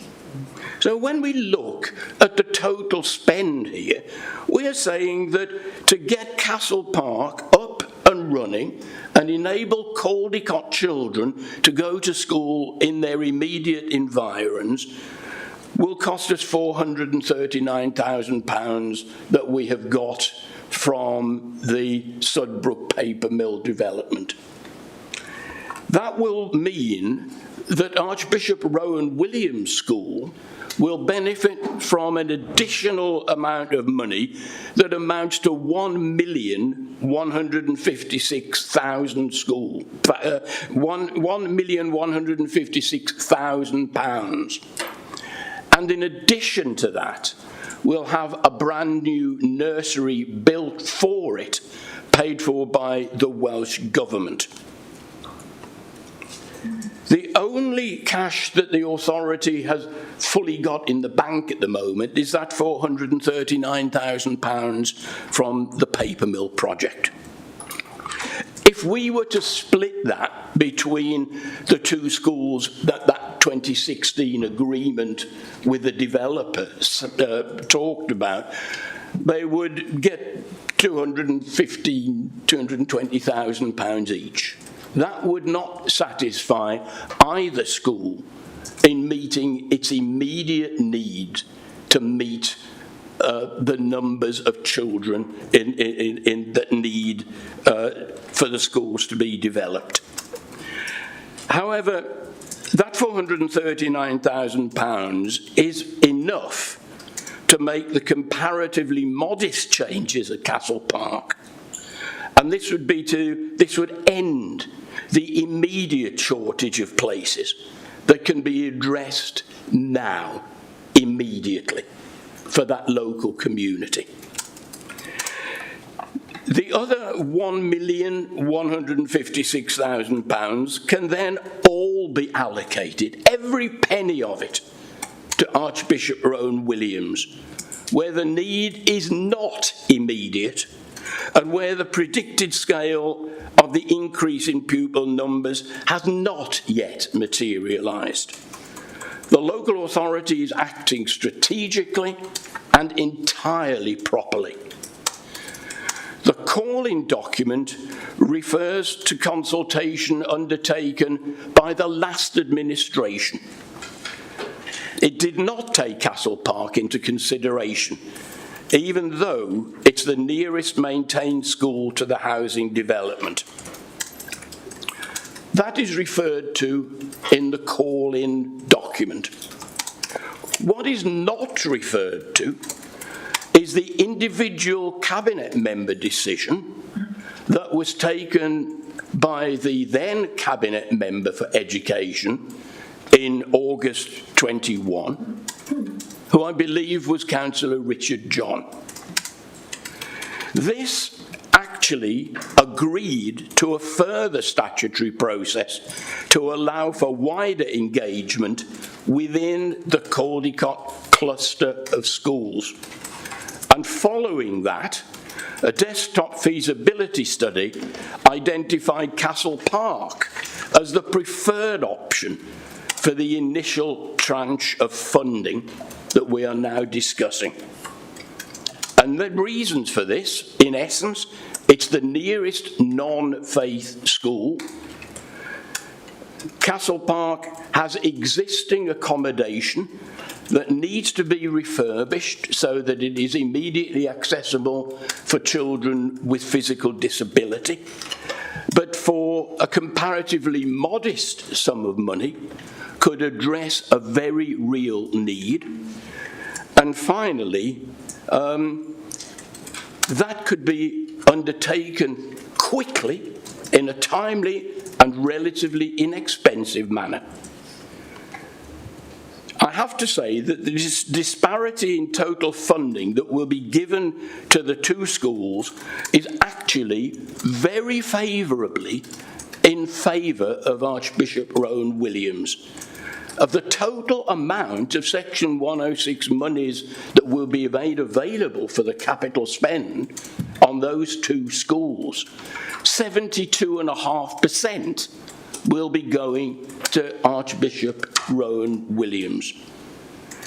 The Cabinet, when it considered the report that I put to it, recommended that the immediate capital monies of £439,000 is spent at Castle Park, hence this call-in.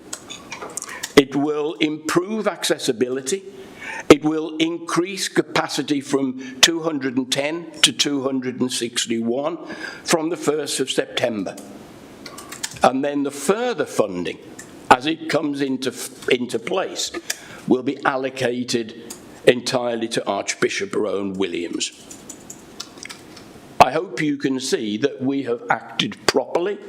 We have acted to address a very clear and immediate need within that local area, within the Section 106 agreement that was made back in 2016, and we will be able, therefore, to fulfil our legal, our statutory, and our human responsibilities to those children who are in the Castle Park area of our communities. Finally, I would like just to make a personal comment about the question that was raised at Cabinet.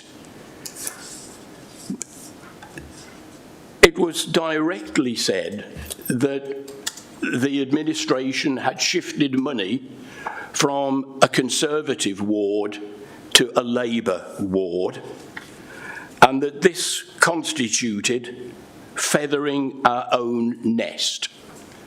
I would have to say, Chair, that I am appalled that I am being accused of corruption.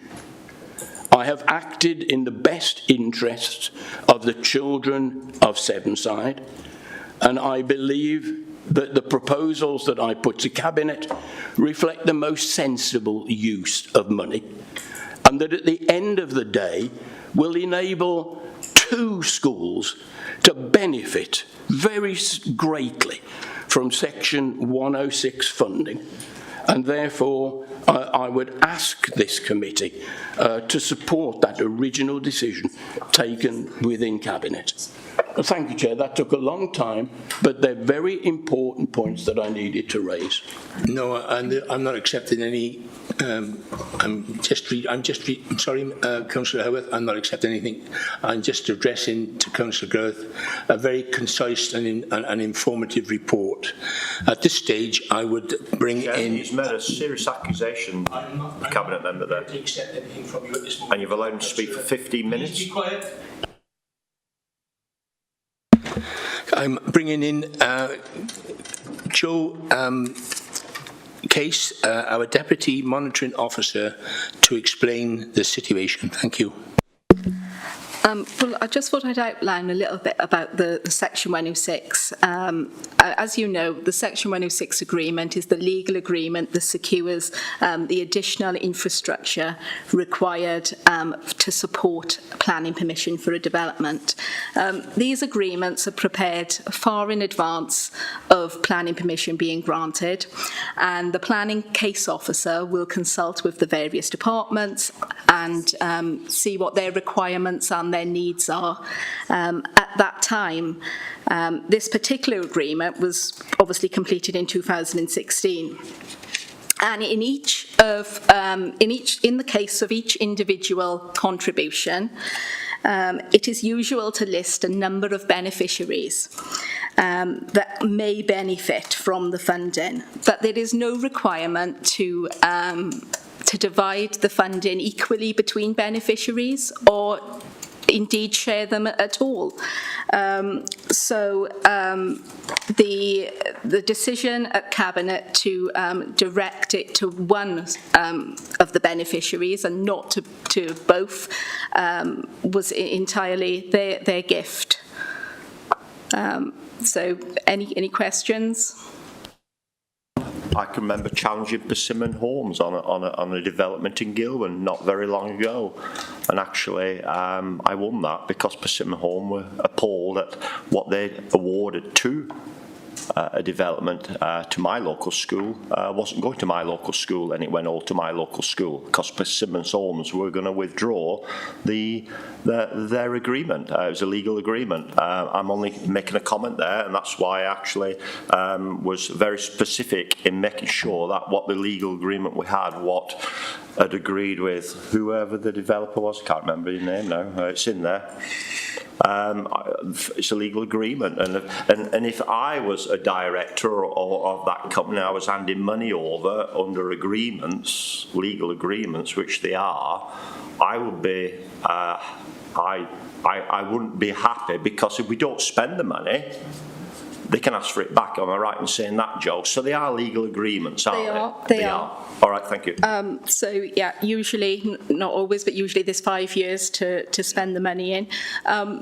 The reason that a number of beneficiaries are put in the agreements is because, obviously by the time you come to spend it, some of the projects, it might be projects, I know there's an adult recreation contribution here, or, they might have fallen by the wayside, or they might have got funding elsewhere, so you might not need the funds. It might not be appropriate to spend it on one of the, for one of the beneficiaries. In the case of Section 106 agreements, you could have the same beneficiaries named in 10, 15 agreements. And just because they don't get the funding at one stage, they might get it later when it's more appropriate to spend the money there. Mike Moran's very clear on that, because we find a new project.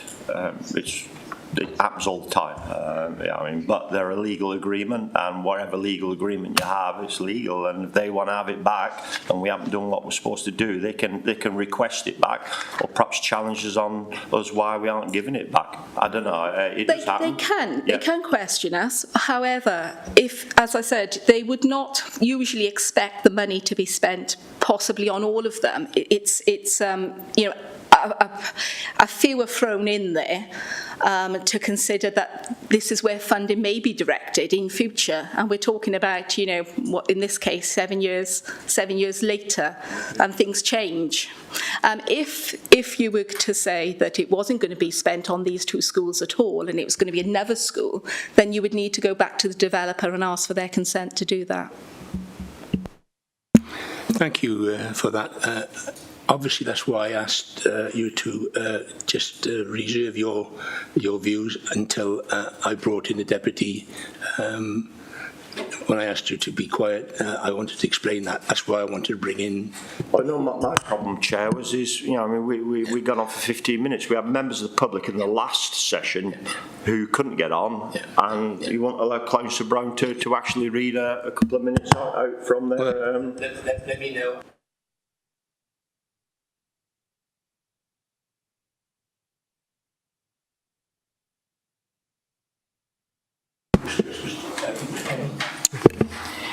It's just a short question, Chair, to Councillor Grocott. Can we guarantee that the second tranche of money from, I think it's Church Road and Crick Road, will in fact, and I don't say all of it, but a large amount will actually go to Archbishop Rowan School? Can we guarantee that? Yes, I'm more than happy to say that in front of this committee this morning. That is certainly the plan. But, Kaz? Yes, Councillor Jones, in the report that originally went to Cabinet, it specified that the remaining money would be spent at Archbishop Rowan Williams. Okay, thank you. Yes, thank you, Chair. I just wondered if you were going to allow the other members who were part of the call-in to actually speak, because obviously points were raised in relation to a particular councillor and they haven't had the opportunity to answer. And I think it would be fair to allow them to do so.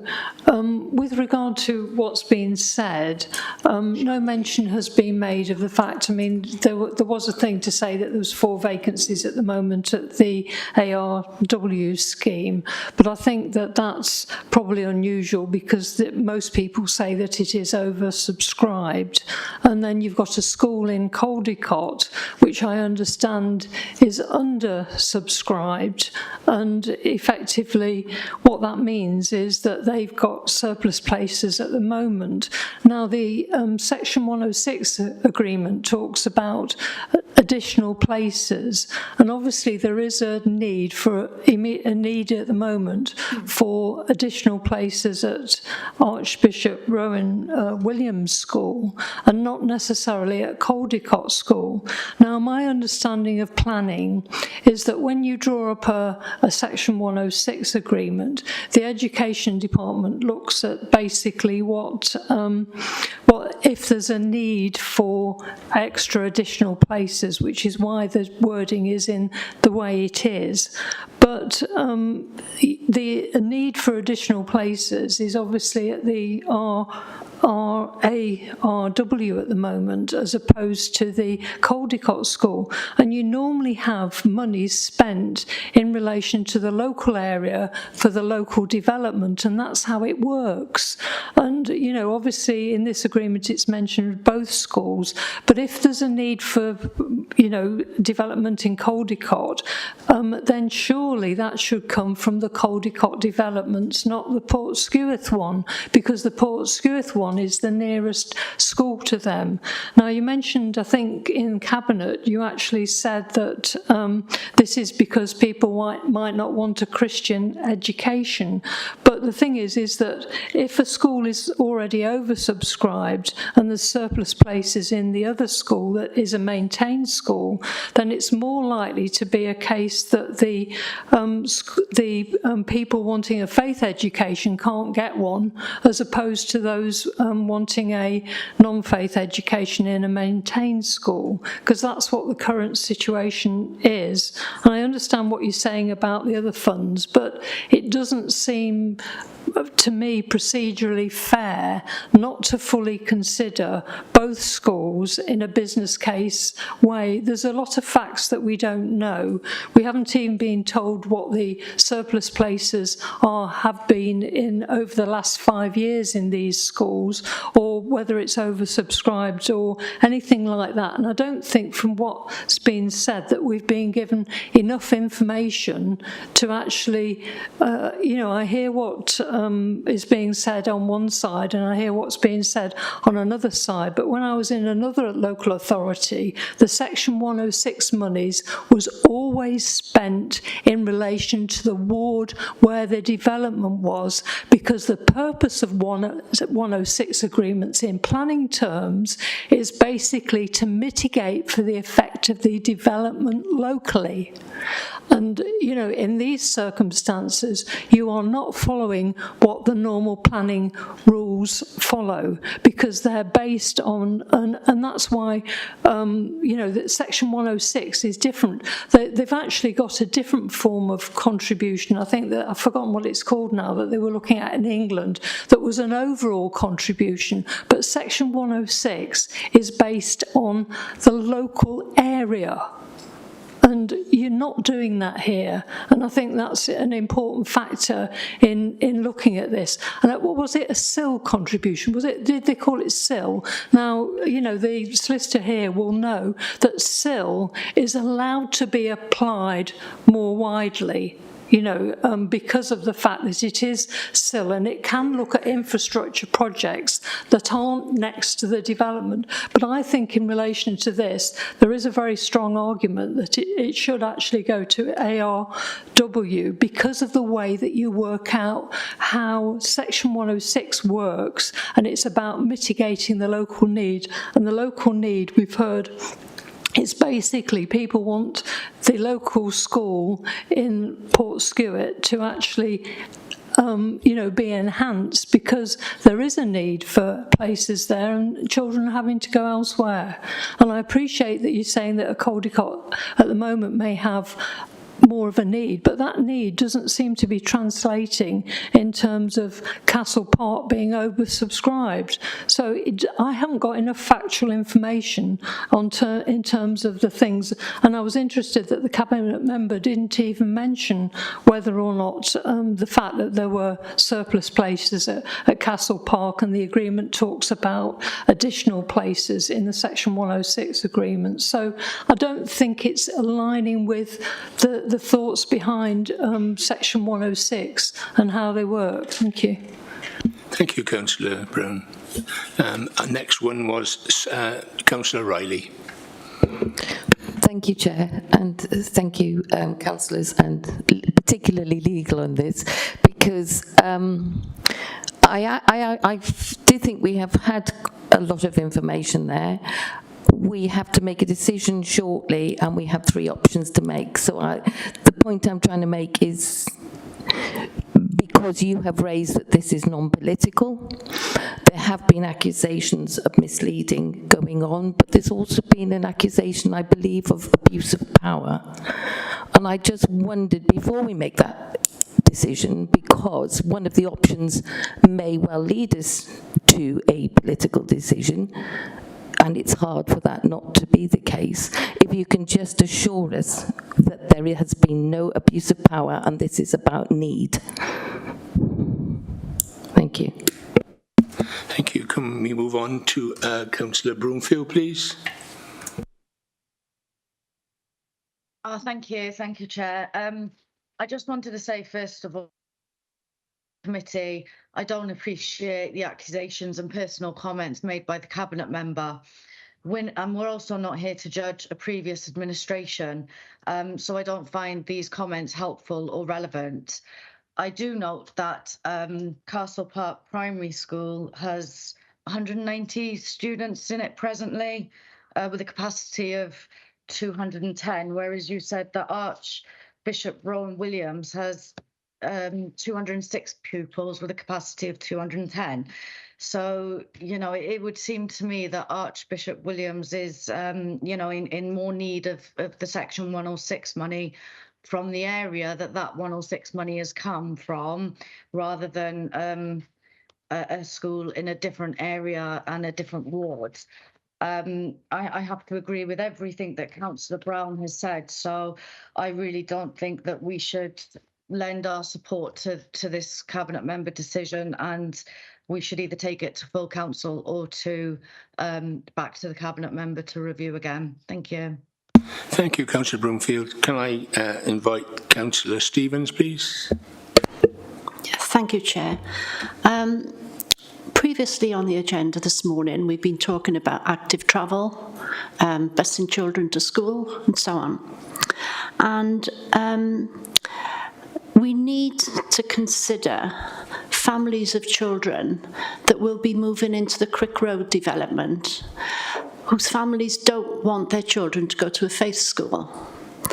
And if those councillors are not aware of what the Crick Road development is, it's opposite Caldecott Castle grounds. So it means that children that don't need to go to a faith school can leave their houses and safely walk to Castle Park School through the castle grounds or footways that are being developed. This will obviously keep all traffic off the road, and also when we've been discussing earlier about 106 funding being only allocated within the area, could an officer or whoever is available to answer the question of a few years ago, following the Church Road development, which is a really large development, the local authority here sent £3 million towards Monmouth. So I'd like clarification whether that was SIL or whether that was 106. Because if it was 106, then it knocks everything on the head that's been said this morning about spending 106 in the area that is needed. Thank you. Thank you, Councillor Stevens. Councillor Powell, please. Thank you, Chairman. Actually, most of what I was going to say has been said by Councillor Brown, but I'm a bit misled now by the last speaker saying that it's money from the Crick development. I believe this was money from the development from Port Stewart. Sorry. Sudbrook, sorry. Which is nearest is debatable. Can I come in? Can I come back on that? I then invite Councillor Strong, please. Thank you, Chair. I just wanted to make a couple of points.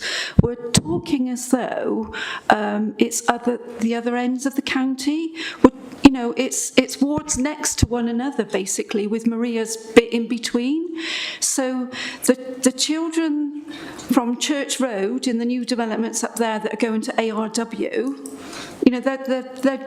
they're choosing to go, probably meeting sort of in the middle when they're sort of travelling to and from. So I just want to make it very clear that the wards are very close together. It seems to me that we've had clarification from the solicitor, the deputy monitoring officer present, that some of the issues that we raised in the pre-meeting about was it legal, was it, what was the word in that it had to be split down the middle? No, that's not the case. It can be spent in either of those cluster schools is okay. And actually, if we think about it logically, if it's a quick win for Castle Park because we can get that school up and running, spend that money, and then look to providing a new nursery and all the other additional places at ARW at a future date. I don't see why we're actually even given this sort of headspace, really, because it actually means that the people that do live in Portskewett and Sudbrook are going to get a brand new nursery, they're going to get additional places, and actually Castle Park School is just going to be refurbished. So actually, if I was living in Portskewett and Sudbrook, I'd be really happy with what the officers' report and the Cabinet are going to do. So thank you. Thank you, Councillor Strong. Did you want to come back in quickly, Councillor Stevens? Yes, I just would like to clarify, when I mentioned Crick Road development, it will be the new families that will be moving into that development, which will then, if the parents don't want the children to go to faith school, can walk through the castle to Castle Park. I'm not mixing up the 106 funding from Crick Road, but if you're aware of the Caldecott area, you will exactly see what I mean. Thank you. Thank you, Councillor Stevens. So can I move on then, please, and invite any comments from other members, please? Councillor Richard John, would you like to speak, please?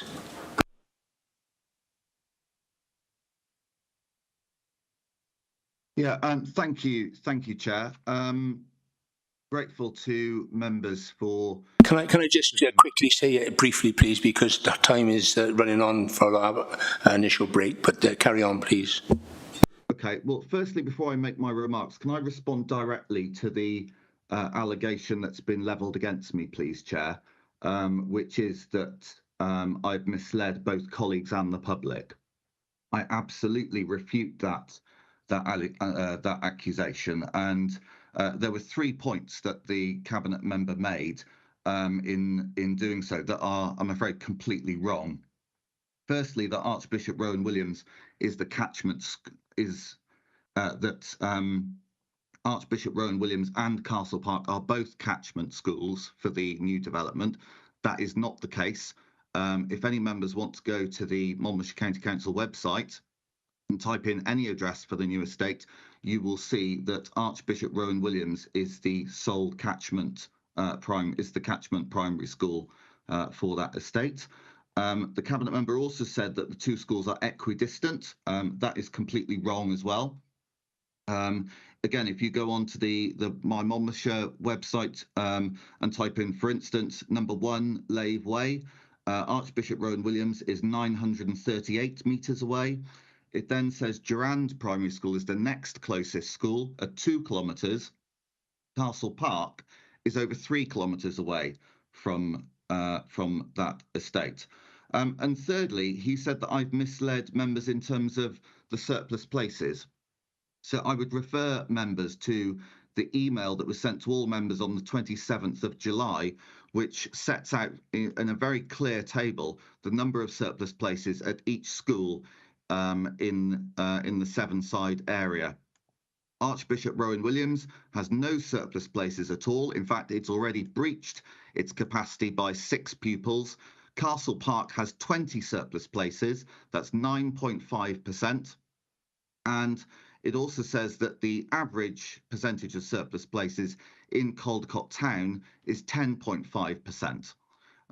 So you can see the difference there between surplus places in Caldecott and in the Portskewitt and Sudbrook area where this development is actually sited.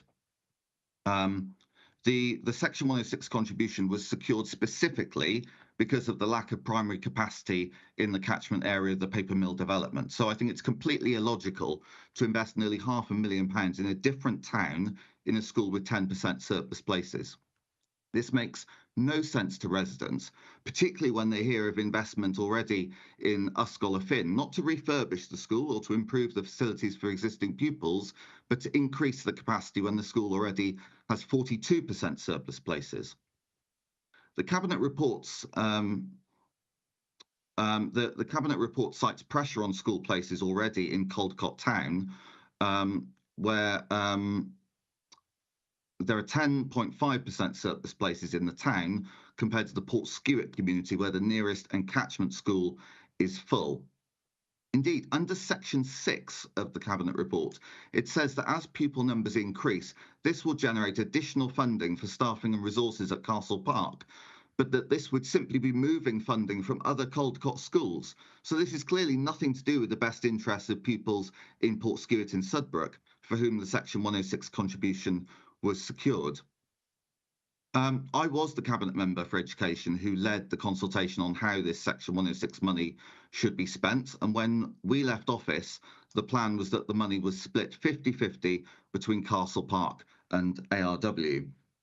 I want to respond to the point that was made about sending money from Caldecott to Monmouth.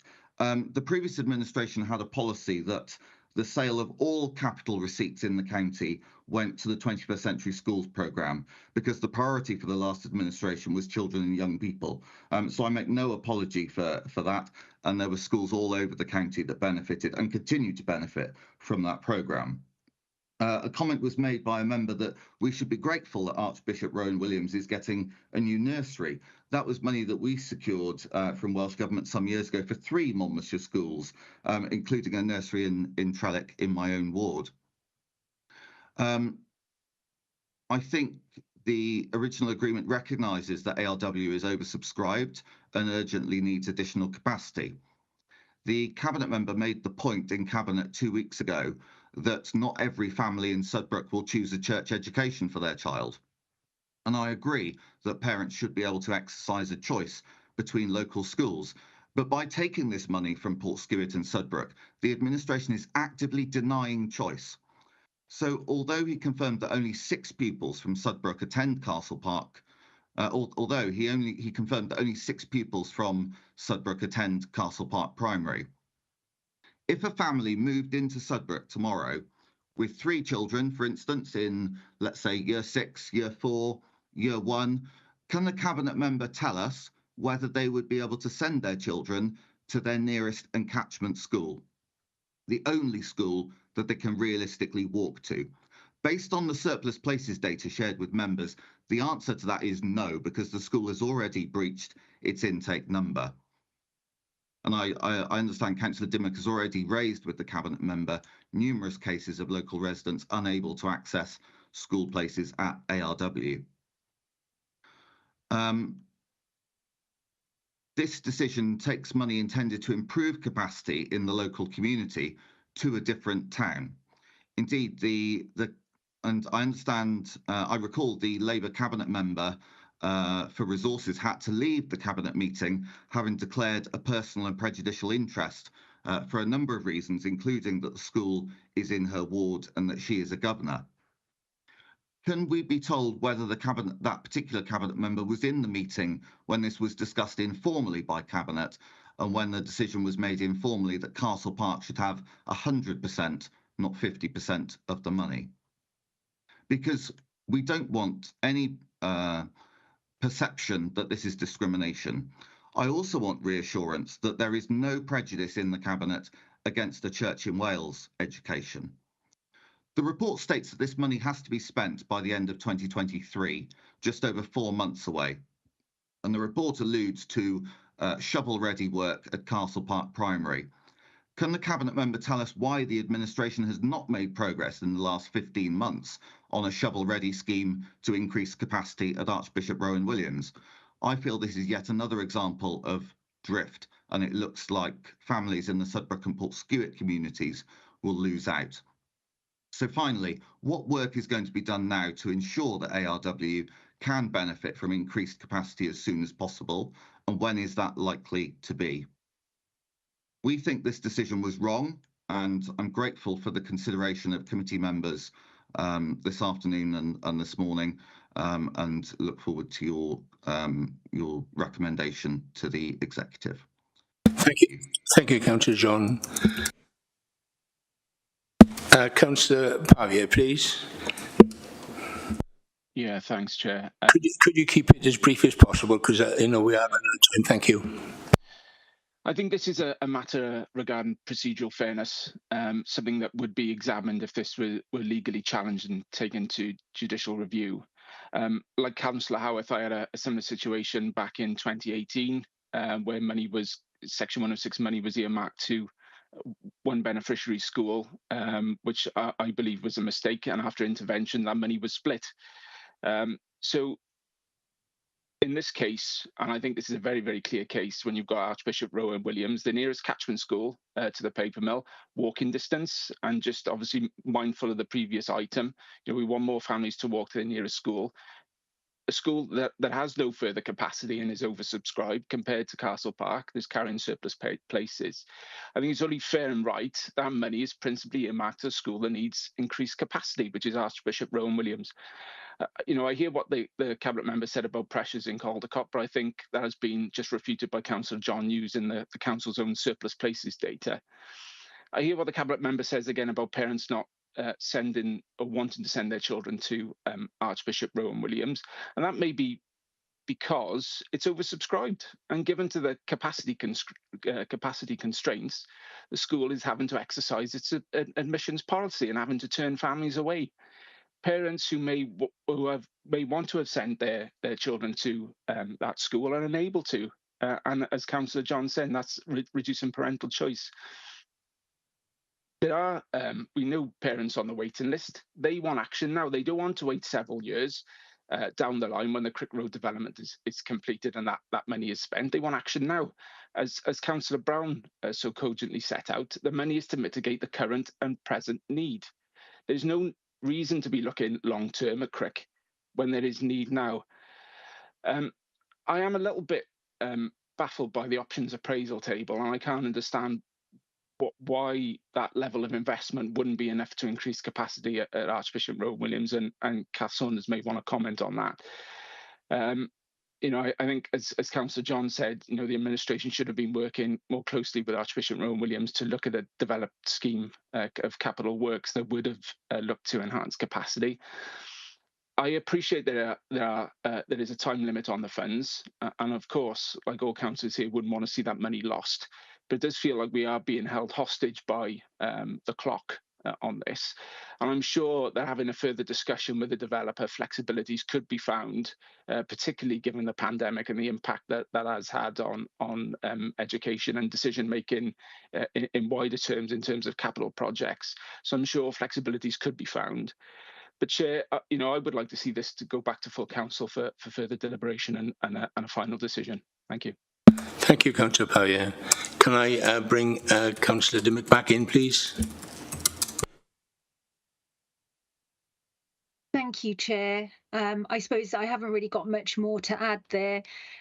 Like Councillor John said, if you look at the catchment areas on my Monmouthshire, you can see where the schools are, and it is ARW. It's not Castle Park. I feel like the executive are muddying the Section 106 allocations here, and it's not favourable at all. Martin, you have an email in your inbox. I expect that child to be entering ARW rather soon, if I'm honest. You're fully aware of the situation in Port Stewart. And just for some of the Caldecott members who have spoken today, these children are extremely young. They've got very small legs. They are not going to want to walk their children from Lathway or Sedbrook or at the top of Port Stewart Village to Castle Park. I think it's totally unacceptable to expect children that young to walk that far. Talking about choice, you're taking away the choice from parents who want to send their children to a local school. Everything that this administration say that they are about, their policies, active travel, getting people out of cars, you're completely defeating the object by sending my children in this ward to a school down in Caldecott. Yes, it's neighbouring ward, but it's still a distance. It means walking through Caldecott Castle grounds. We know that we don't have great weather when it comes autumn, winter. Are we really going to expect children to walk that far?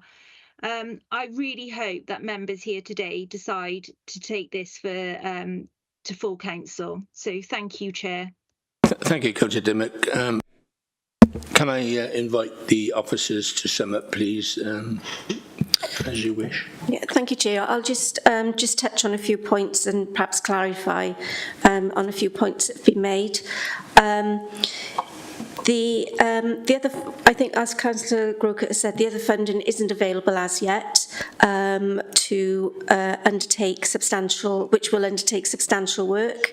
To address Councillor Pavia's point as well, in some instances we're looking at £8,000 a square metre now because inflation has risen so much in the construction industry. So £439,000 isn't going to provide additional toilets, classrooms and other associated accommodation that is required at Castle Park.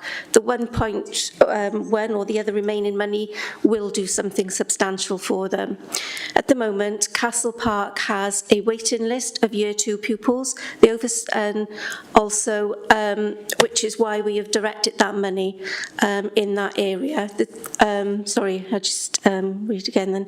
And there are people on the waiting list in that area, which is why we were looking to initially spend this money there in the short term. The other point, perhaps, which I should clarify in the report is that the distances are measured on walking distance, is how we measure for home to school transport, and Castle Park is 0.1 of a mile closer than any of the other schools in Caldecott. And also, just for members, just to confirm, we don't work, when we're looking at surplus places and school capacity and projections, we don't work on wards, we work on clusters, because that is how primary schools work. They work in clusters. So hopefully that, I can't address the 3 million at Monmouth because unfortunately I don't know anything about that. But if I just quickly hand to Joe to cover the legal aspects. I think you just mentioned the community infrastructure levy. Of course, we don't have that in Monmouthshire, and everything's done through Section 106. But Section 106 funding can be used within the ward or within neighbouring wards if they are also affected. Can I just ask a quick question? How far is it from the development which this money was awarded to in Sudbrook, was it? To the school in Caldicot? How far? Because I'm hearing like it's 0.1, like how far is it? Walking distance is 2.1 miles. 2.1 miles. Yeah. Okay, thank you. Okay, have you concluded your feedback, Joe? Okay, then we need to move on and we need to proceed with what the committee wants to do. Obviously, in front of us, there are three areas: accept the Cabinet member's decision or refer the matter back to Cabinet for reconsideration with reasons, or refer the matter back to full council for consideration again with reasons. So it would be needed now to know what your wishes are and go forward with what we are concluding with. Chair, can I come in? Sorry, I had my hand up. I don't know if you saw. Am I able to come in? I apologise, I didn't see your hand. That's okay. I just wanted to say that obviously I think the decision of the committee is so split that we're going to find it hard to agree an outcome. So I really think that this should go to full council for full council to decide. Thank you. Thank you, Councillor. Okay, Councillor Powell. I was going to propose that, so I'll second that. Any other? Go through in turn. Sorry. Go through each in turn. Yeah, can I go to each in turn then? Yeah, Councillor Harworth, please. Your wishes. Are there any other proposals before I make my decision? You've got three options. You have three options in front of you. There wasn't a proposal, there was three options. Yeah. One was to accept the Cabinet member's decision. I refer to council, please. Councillor Jones, please. Sorry. Sorry. Yes, there are too many questions still, so I think it'd probably be best referred to council, please. Councillor Butler? Not a member. Oh no, you're not. Not a member of this committee. You're not allowed to vote, are you? No. Councillor Brown. Sorry. Yeah, I think because of there being so many arguments on both sides, I think it would be helpful if we had a full report to council specifying all the pros and cons so that we can make a reasonable decision on this. So I'd be in favour of full council, please. Thank you. Councillor Stevens, please. What's the third option? We've got accept. We've got three options. You've got accept the Cabinet member's decision, refer the matter back to Cabinet, or refer the matter to full council for considerations. Accept the Cabinet members' decision. Councillor Strong? I think we should accept the Cabinet member's decision. I also would like to accept the Cabinet member's decision. My vote would be to accept the Cabinet member's decision.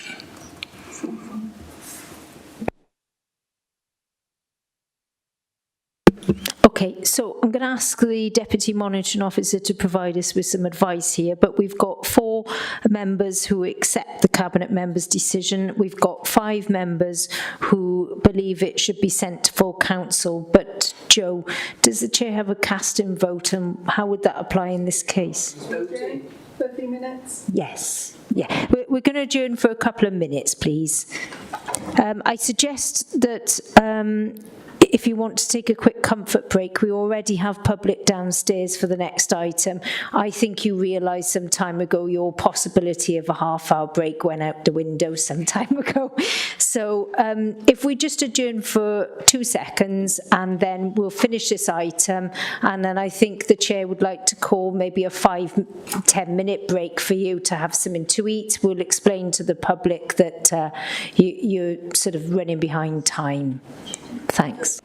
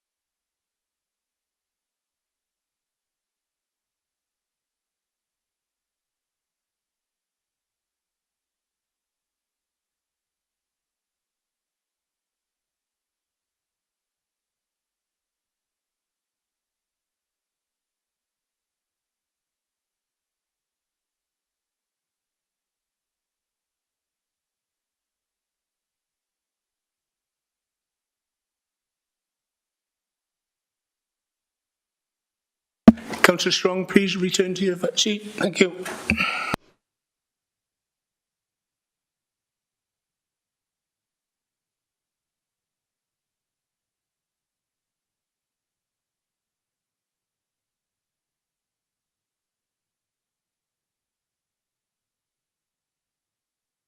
Thank you. Can we hand over to the Monitoring Officer, please?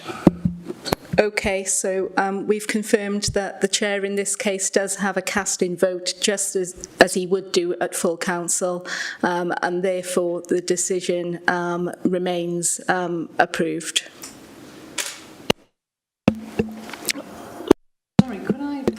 Could I ask a question on that? Because my understanding on casting votes is that you only apply those where the vote is equal. You know, so for example, 4 and 4 people for and 4 against. In this circumstance, I understand that there's 5 members who asked it to go to full council and 4 members who wanted to approve it. So I can't understand why you've said that there's a casting vote and therefore it's approved, because the casting vote only operates when the committee has an equal number of votes on either side. Obviously, I've just checked with the Chief Executive, and he's confirmed that it is a casting vote. Chairman, may I say, I've been here 20 odd years. I do know the rules and regs on constitutions, and I do know why our numbers were always 9, because you'd end up with a problem on the issue that we're arising here. The chairman has already voted. The chairman then would vote again if it was level pegging. So if there was 4 and a 4 and you'd already voted, you would get a second vote. He or she would get a second vote. And I would urge the monitoring officer acting for us today now just to see a little bit more clarity on this. If Paul Matthews has said that, I think we just need a little bit of clarity, because if we make that decision here today, and there's a challenge on that, we have a serious problem here. I'm not doubting you, Joe. I'm just saying I'd like Paul to come in here and tell us personally he's told you that, and then I will hold my hands up and say, yeah, you are right, Mr. Matthews. Can we do that, please? Thank you. Can I raise a point of order as well, please, Chair? Yeah, sorry. In the Constitution, under point 27.27.2, referring to the chair's casting vote, the Constitution says, if there are equal numbers of votes for and against, the chair will have a second or casting vote. That seems quite clear to me, Chair. There wasn't an equal number. It was an absolute majority of the 9 members.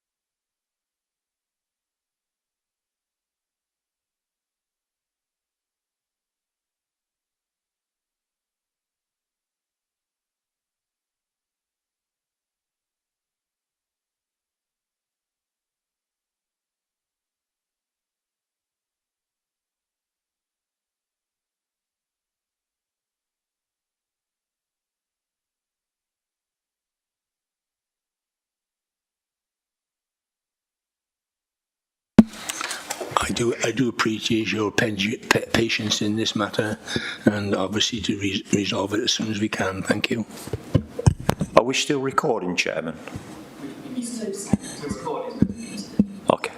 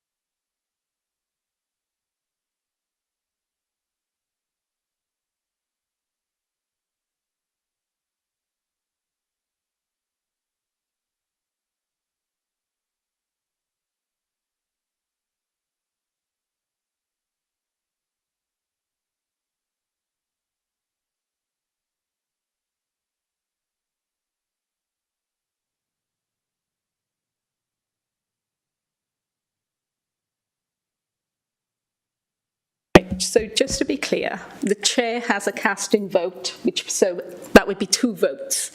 So when we went around previously, just confirm what was, I don't know if you want to redo them again. You happy to do that, Hazel? Yeah, so Councillor Powell, you said full council, yeah?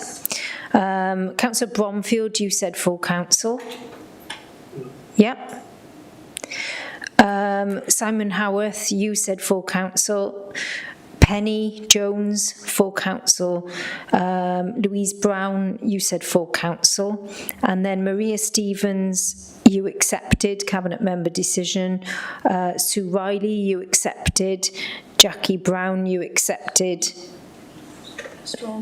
Sorry, it's been a long morning. And Jackie Strong and John Cook, you accepted. So we ended up with 4 accepting and 5 referring to full council. So we're still at time. Right, we're still at, sorry, still at.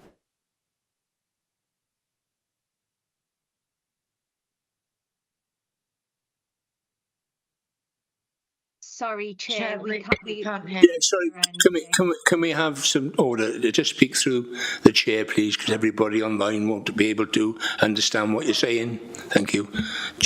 Then lead that, please. So, sorry, so the decision is to refer it to council. Okay, thank you. Do you want to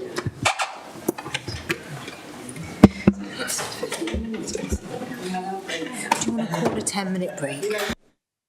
So can I now, excuse me, can we now call a 10-minute break and try and get back before, at 5 to so we can carry on? Thank you.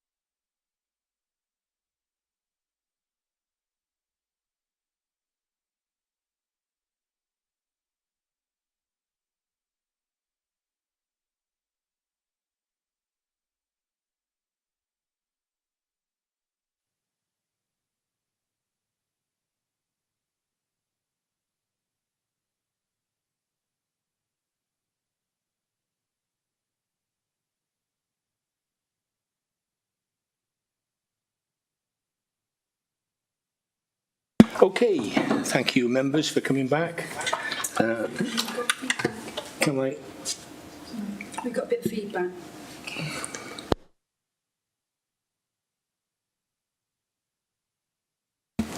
Okay, can I welcome the public to the meeting this afternoon, please? I would like to welcome the public to the meeting today, as we are keen to hear from those who use the services provided at Buzz and Crescent and their carers. The committee has been sent several written contributions in advance of the meeting, and we received contributions from Iris Edwards and Mr. and Mrs. Willis and Mrs. Stainbridge, where I think they were attending, but they're not attending anymore, are they, at this stage? Mrs. Stanbridge. So, yeah, we welcome Mrs. Stanbridge, and thank you for coming to talk to us today. So, we will go on further, and we'll ask you to come to the and tell us about. Yeah, can you turn your mic? That's right. Just a green. That's it. Hi. Okay. Yeah.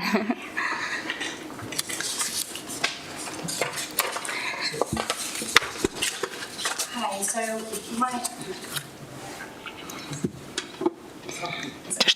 is that on now? Sorry, I thought I had to press it down. So I just wanted to start by saying my sister Ali has been attending Bud and Crescent service for over 15 years, up until 2020, when the service closed. Bud and Crescent is not just a crucial respite for Ellen, our mother, and also our grandmother, but a lifeline that we rely on when emergency situations happen. Other forms of respite are not suitable at this time. And for the last 3 years since Budden closed, the family have not had any respite in that time. Meaning my sister has only had stand-up washes in the last 3 years due to inaccessibility of the bathroom. Budden Crescent has a new accessible shower room. So this could have been avoided if the service reopened after lockdown. Ellen, my mother, and my grandmother know and trust the staff well. Reopening this vital service will not only relieve so much stress and worry, but improve Ellen and Mum's quality of life dramatically. My 94-year-old grandmother helps care for my sister. Her health is deteriorating rapidly and fought bladder cancer in 2020 when the respite closed. I'm sure there are many other individual situations to be told as to why this service needs to open. And this will continue when children with disabilities are moving up to adult services. I understand the lack of funding and the need for change in services, but individual family circumstances need to be taken into consideration. The need for consistency and familiarity is important for people's well-being and mental health. Furthermore, Ellen was under safeguarding at the beginning of 2020, so I can't stress enough the importance of this particular service and the benefits it holds for emergency situations. For Ellie, Budden is not just a respite, it's a home away from home. It's part of the community, a family, and a lifeline in so many ways. The option in Newport doesn't have that feel to it. It's not suitable for everyone. And shared lives is the same. Imagine taking your child or family member to a stranger's home they've never been to before, having to put your trust in them. It takes a long time to build that trust and safety, especially for a single parent who's been let down too many times. But this is what Budden and the team provide: safety and trust. Direct payments isn't suitable. Having respite in the family home doesn't give anyone a break at all. Firstly, the house is too small, with only 2 bedrooms. Imagine allowing people to stay in your private home, your safe space. It's intrusive. It can feel overwhelming, bringing more stress on top of another stressful situation. So I just wanted to finalise by saying we are scared for the future. Budden and the staff give hope, reassurance and comfort when no other service can. Thanks. Okay, it's a pleasure.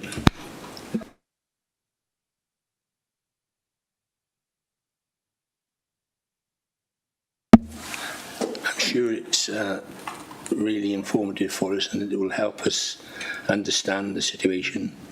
We are so grateful for your time today. You are very welcome to stay and watch the meeting if you would wish to do so. So with that in mind, can I carry on and invite the Cabinet Minister, Cabinet Member, Councillor Chandler, to introduce the report and then ask the Chief Officer to present the report thereafter. Yeah, thank you, Chair. And yes, and I appreciate that. First of all, though, I'd say apologies that I'm having to join in remotely to this meeting. I would normally like to be in person, but I'm actually on a family holiday at the moment. So that's why, but I do apologise for that. I would like to say, though, that I am pleased to bring this report for scrutiny before it goes to Cabinet for a decision. It's important that we do review our services to ensure that they continue to meet the changing needs of residents. And in doing that, in reviewing our services, it is important that we hear from a wide range of views, recognising there is not one view on any issue that comes to this council. And that's why that we've taken a very serious approach to reviewing this service and amongst many services, and want to bring the conclusions forward for scrutiny. As I said before, we take a decision. I'm not going to say any more than that because I'd like to hand over to the Chief Officer for Social Care, Jane Rogers, to present the report in a little bit more detail, and then I'd be happy to answer questions from Scrutiny Committee members. So over to Jane, please. Good afternoon, everyone. My name is Jane Rogers and I'm the Chief Officer for Social Care in Monmouthshire, and I have with me two colleagues who can introduce themselves. Afternoon, my name's Jenny Jenkins. I'm the Head of Adult Services. Hello, I'm Claire Morgan and I'm the Service Manager for Mental Health and Disability. Thanks both, and thank you, Councillor Chandler. I have taken the liberty of doing a brief PowerPoint that I would like to share with the committee in order to present some of the key points from our findings and our report. So if you could just give me 1 second while I bring it up.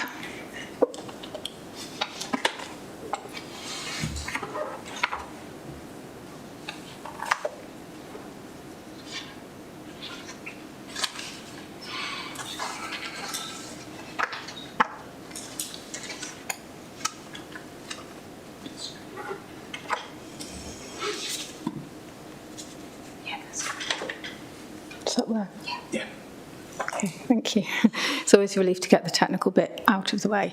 So, as members will be aware from the reports that were sent round, the report that we've prepared for scrutiny and subsequently for Cabinet is a report into the future development of respite opportunity services for adults with learning disabilities in Monmouthshire.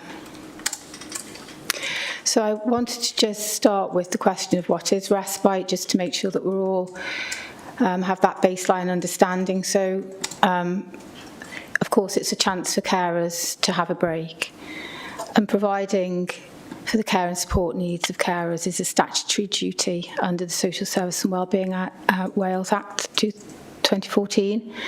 But in Monmouthshire, at the same time as providing a break for carers, we want respite to be an enriching opportunity for the people with learning disabilities that are cared for. That's part of people with learning disabilities living their own good lives and achieving their personal outcomes also associated with the Social Services Wellbeing Act. And we want respite to be achieved through positive choices rather than a one-size-fits-all approach. In Monmouthshire, we currently provide respite through a number of different ways. Those include short breaks and supported holidays, shared lives placements, direct payments, day support and residential respite.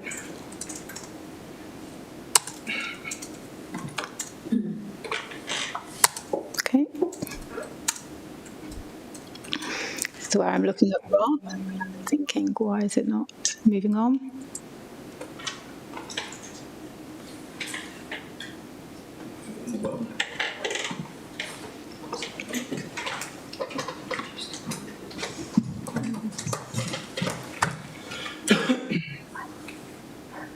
Make sure you mute it there for starters.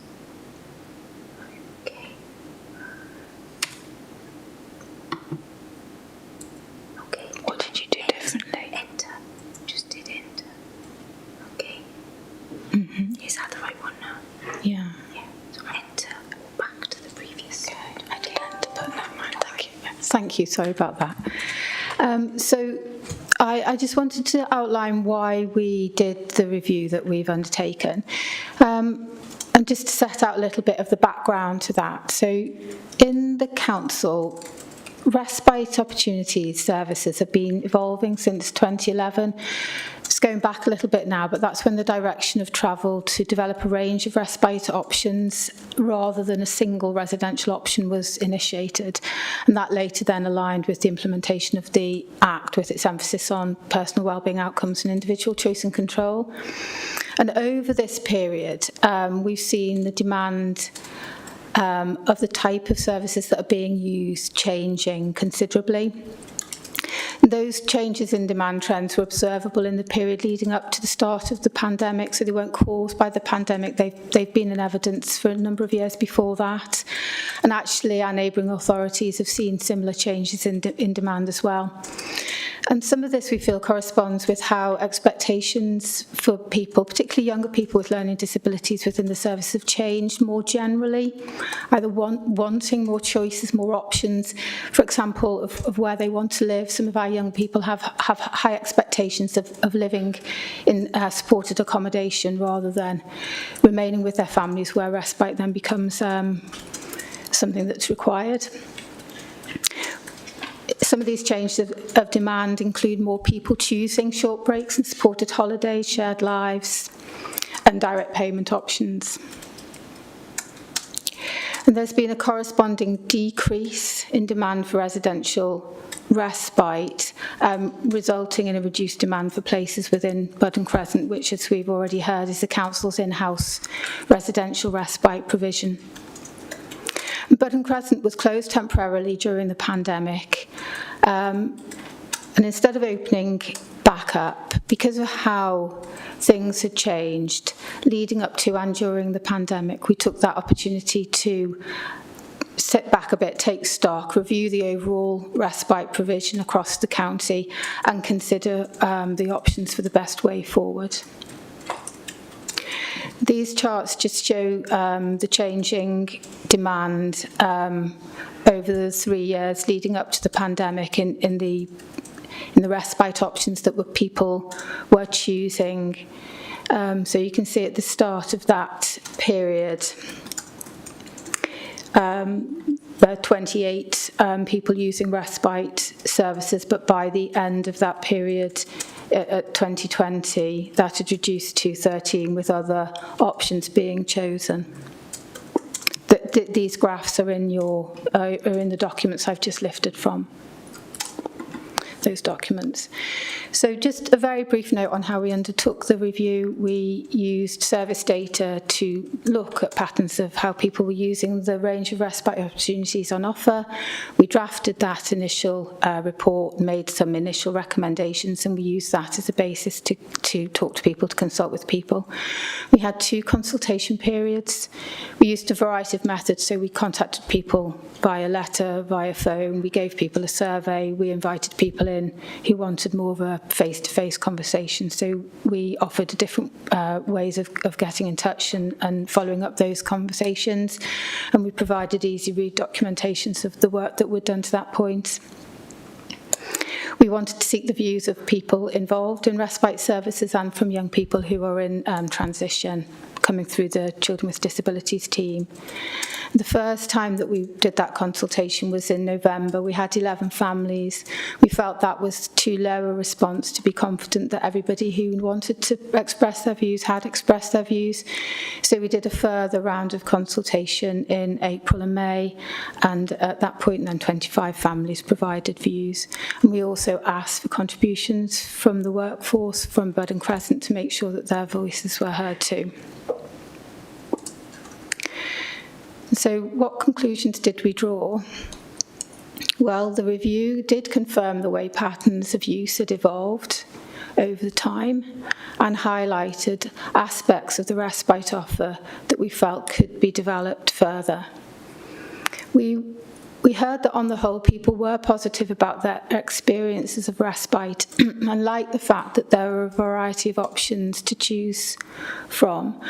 But there was also concern that everyone should have a range of opportunities available to them, and that some of the barriers to that, people in wheelchairs or people with more complex needs, there maybe needed to be an additional focus on them so that the same range of opportunities would be available. The review highlighted really clearly that Bud and Crescent was a very well-loved and valued provision, but that people were now also enjoying different options and opportunities. We also heard really clearly that for a few families, Bud and Crescent has remained their first choice for residential respite. We also found through the review that sometimes there can be a tension between the wishes of the cared for and the wishes of the carers. So from our findings, we started to revise our aspiration for a respite opportunity service, building on what's already been achieved, but also taking heed of what we found through the review. So, of course, we want a high quality, flexible respite service that offers choice, meets people's respite needs and supports individual outcomes. I would say that's both for the cared for and the people who provide the care. And we want people to have access to a good range of respite support options based on individual assessments and care plans, and recognising that every family situation is different. And for respite opportunities to combine and complement with a range of other support services for people with learning disabilities and their families.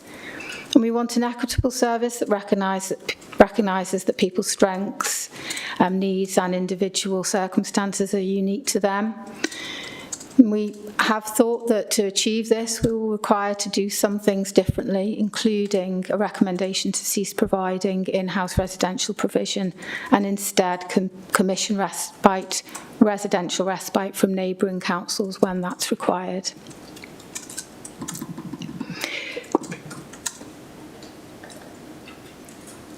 So just an additional focus on residential respite. So we've already said, leading up to the pandemic, residential respite was largely provided via the in-house provision, Bud and Crescent, not entirely, but largely provided through that way, that service. And that this was a high quality service. It's been described as a home from home, and I think that's truly what it is. There was a stable team who knew the people really well. And there was a sense of safety and security in that provision. But over time, the demand has significantly reduced. So in 2020, it was operating at best at 25% capacity. And that inevitably calls into question its financial viability and its operational viability when you're operating at that level. We've looked at the option of scaling down the provision. We've explored that, but it's not recommended from our perspective because of the unit costs, but also because there would be ongoing issues with operational viability when you're trying to scale down a residential service. We've looked at offering placements to other local authorities. But again, we haven't included that in recommendations at this point and discounted it because as we were doing our review, we noted that other local authorities' demand is reduced for this type of respite, and that is why we've discounted it. There just isn't the demand there. So our recommendation is for a commissioning model. This would offer choice and flexibility and would be able to provide for people with a range of needs. And that model is available to us because other local authorities are not able to fill their own residential provisions at the moment. So what would be our next steps for residential respite? Well, we'd continue to engage and build partnerships with current providers that we use and have used throughout the pandemic, and sometime before that. And those are Centrica Lodge, which is in Newport, and Augusta House, which is in Ebervale. A couple of notes there to just describe what they are. Newport, the Centrica Lodge is a 6-bed facility in Newport. They've got 3 rooms that are specifically for people with wheelchair users and complex needs, more complex needs. An Augusta House, a 6-bed unit in Ebervale, which specialises in complex learning disability. And a quote from one of the people who use Augusta House currently. Just give you a moment to read that. Just touching on some of the other options that are already available for people who need respite. So we have our Shared Lives programme. That's a joint collaboration between a number of local authorities, including all the Gwent local authorities. It's a Shared Lives scheme is carers that offer their own home as a placement for people with a variety of needs, including people with learning disabilities. And it's often seen as that highly personalised, family-based service, which allows people to get to know each other over time, builds friendships and relationships and connections. And there's a careful matching process that goes on between the person needing the care and the family or individual who might be offering the shared life placement. Monmouthshire, as one of the partners, are part of the management board, so we're heavily invested in the success of the service, the ongoing success of the service, I should say. If you want to look it up, it's an award-winning service. And recently, the board has extended to include other partners, that's RCT and Arran Bevan Health Board, and our partners on that board too. We're proactively running campaigns for carers, and we're currently seeking additional sort of campaigns to focus on attracting carers that can accommodate people with wheelchair users and more complex needs. And just a small quote there from somebody who uses Shared Lives as their respite choice. Respite holidays and short breaks have become more popular over time. Their demand's really picked up around them. Of course, they were suspended during the pandemic, but they're just starting to sort of come back into their own again. Short breaks is an option that can be used for respite opportunity as part of their care and support plan, but we also help to signpost families who might want to access suitable holidays sort of over and above any care planning. And people can also use a direct payment to support a holiday. And we try, well, of course, people choosing their holidays, choose them according to their own tastes, hobbies, interests, and sometimes holidays are organised with a friendship group. So from October 21 to August 23, we've had 12 people choosing this type of respite, and you'll see the list of holidays that have been selected by those people, and a quote there from somebody who has a couple of people who've used holidays as part of their respite service.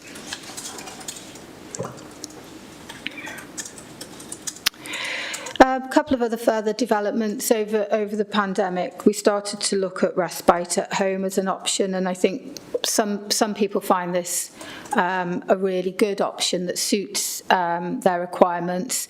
It allows carers to go away on their own holiday without having to disrupt the arrangements for the cared for person. So it is very individual about whether this is something that suits people or not.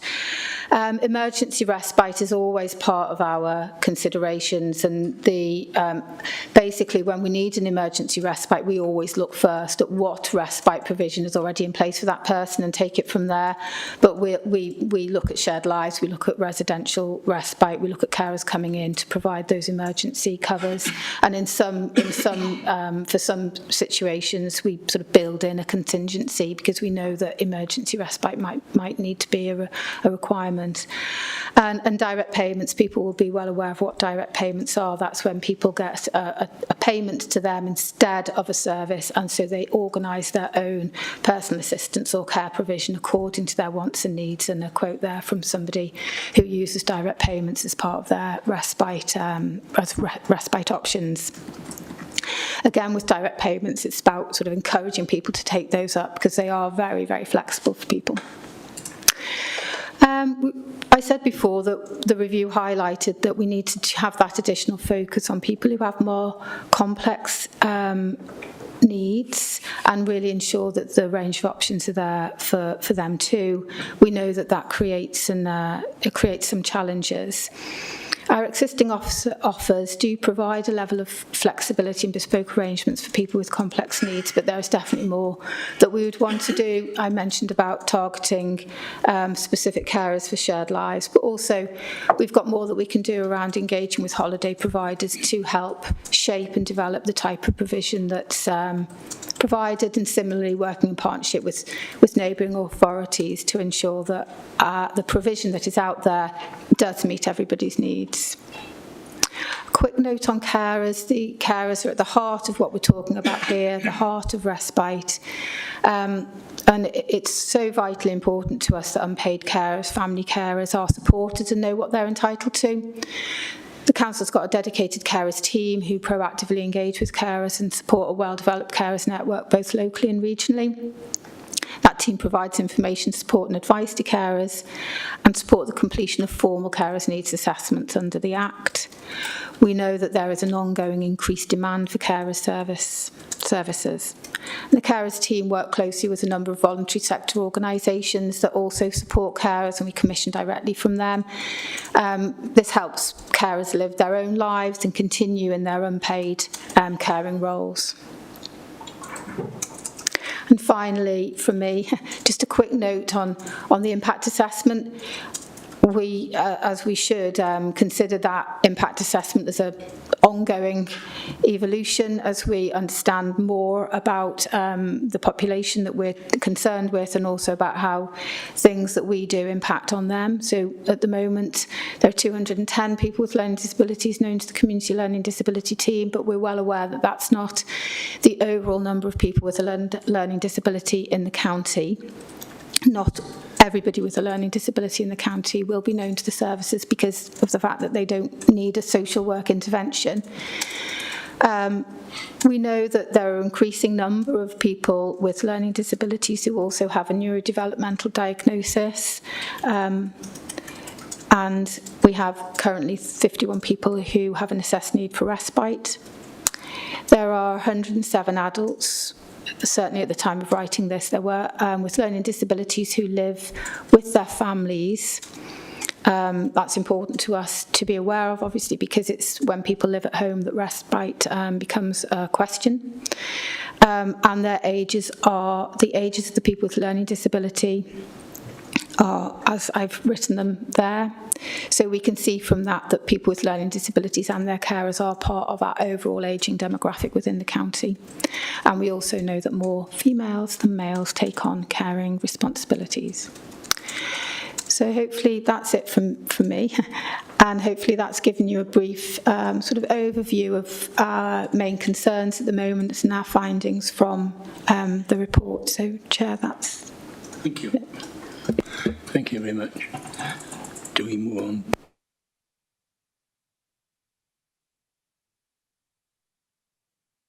Okay, so can we then move on to the ward member report, please, and statement, Councillor Jackie Strong. Thank you, Chair, and thank you for the reports presented to Scrutiny today. I only want to make a few sort of comments, really. The Burton Crescent has been known to me since about 1992. It's at the top of my ward, and as Jane has said, it's a well-loved place that is has built up trust and over many years to the people, not just the people with learning disabilities, but the families that it chooses to support. It just feels like today we're part of a bit of deja vu. We sat in this chamber in November and were told that My Day, My Life had very few people using the service, and it was sort of sent back to for sort of reconsideration. The independent report was produced, and as a result of that, the recommendations are that the hub in Abergavenny will be sort of will remain, and one in Monmouth. I gather that come the autumn we'll be looking at services in the south, in Sevenside, and what support is in Chepstow. And although I accept that the numbers have been declining, I want to draw, as Jane has mentioned, the integrated impact assessment. The number of people living at home, the demographics, and also the ageing nature of the carers and families supporting them, that we really do need to think about the cohort that have got very complex needs, that need not just a holiday and organised PAs, shared lives and other alternatives, which I really do support. I've always been a very strong advocate of direct payments, but it's not for everyone. It puts added pressure on families that are already busy to actually sort of pay for PAs and to organise those things. We learnt this week that Button Crescent has got an accessible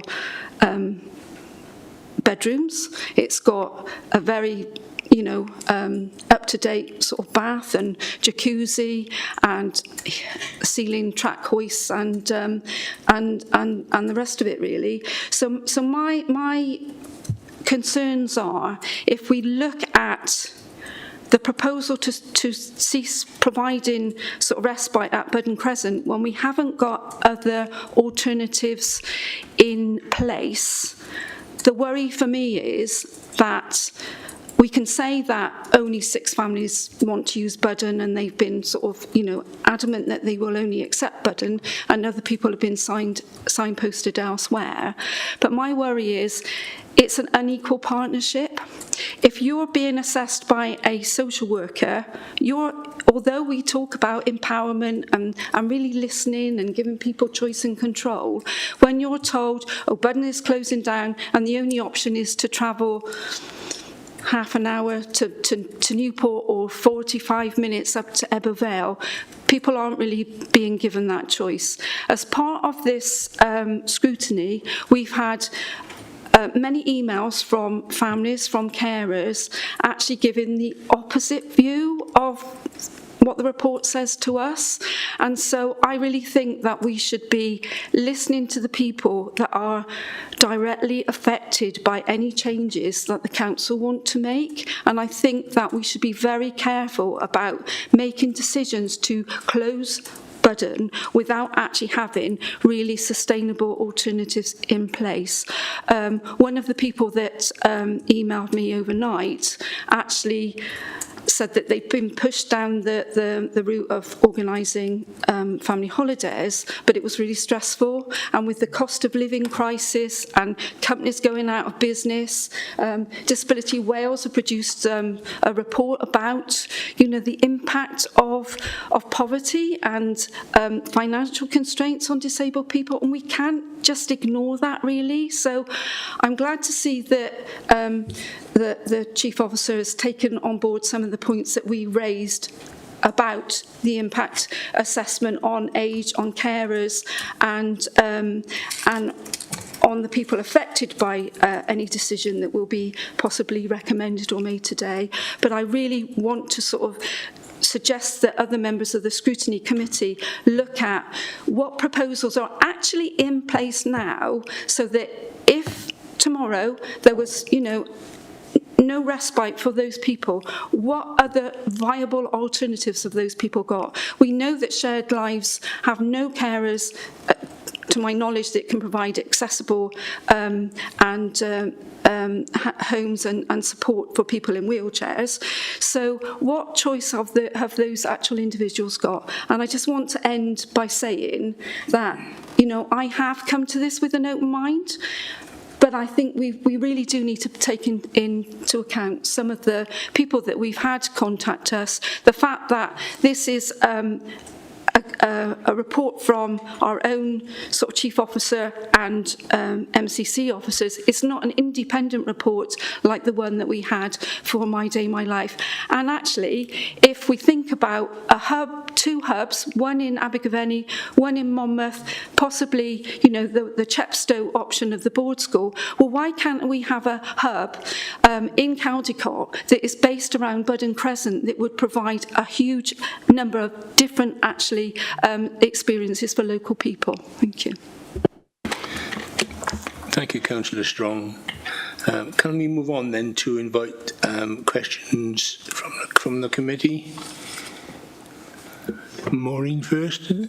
Thank you very much. Of course, I was quite involved in the meeting when we had My Day, My Life, and I look at it a little bit different way. Having a grandson who's autistic, who lives in Bromley, and he goes to a wonderful place. I'm not quite sure what it stands for, but it's called Casper. And it's not so much the caring and respite for the people at home, it's the fact that they can meet with people in like situations, and they make friends with other people who you know, are in the same position. And I think that's what they miss when they don't have something where like Budden Crescent. They miss that companionship. I don't know, you probably know better than me, obviously, but the companionship that they would get, as well as the care and the respite for the carers, it's that getting together. Whereas it doesn't matter how much help you can give them individually to go around town or in home and that, but it's that bit of social life that they get. It might be minor, but it is something. And I know it's sad because the numbers have gone down and you can't afford to keep a place running when you haven't got enough numbers. But I wonder if everybody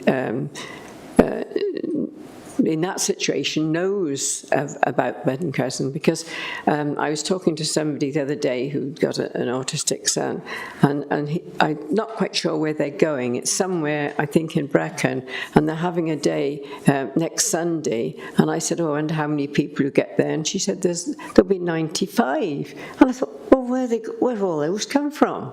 So there must be a lot more people in that situation that perhaps haven't got involved because they don't really know about it. But that's only my opinion. I just think that's something they're going to miss out on. But of course, it's difficult. You haven't got many people going there to make it worthwhile. But Thank you, Councillor. First of all, is Councillor Stevens, and then Councillor Brown, and then Councillor Jones. Thank you, Chair. Forgive me, but I've got an email here that I received yesterday. I'll just read a small extract. This sounds of the introduction. My elderly parents would have liked to have attended this meeting with my sister, who was a user of the service.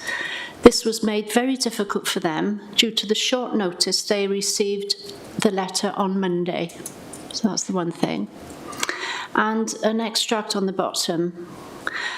We as a family have been fighting for many years on many levels, and we are tired of fighting a never-ending system of justifying why we need care for my sister. My parents look after my sister 24/7, and as they are getting so much older, this is becoming more and more difficult. They do not wish for my sister to move out, just some care and respite provision to help everyone have a rest. And also, respite, like Budden Crescent, should be a choice for families and their carers, and not feel shoehorned into somewhere or something that someone else assumes they need. And also a few questions to the officer, please. How responsive will the service be towards emergencies and eligibility? Thank you. Thank you, Councillor Stevens. Can we go to Councillor Brown first? Yes, thank you. I noticed in the slides to start with, you talked about the range of offer that was available, but obviously residential respite is important as well. And I think you also said that one size shouldn't fit. Well, if you're talking about people with complex needs who need 24/7, then things like holidays might be out of the question because of their needs. You know, they won't be up to going on a short holiday because of the extra facilities and care that they need. And I think that to basically commission and outsource means that internally we haven't got the offer available to residents which is actually needed. And I think that you'd in terms of commissioning, why didn't you look at the idea that you could use that to get an income from other authorities asking for it? I know that you argue that basically the numbers have declined, but you're using statistics based on COVID. Well, somebody who's got complex 24/7 needs will not be going out of their home because of fear of catching COVID.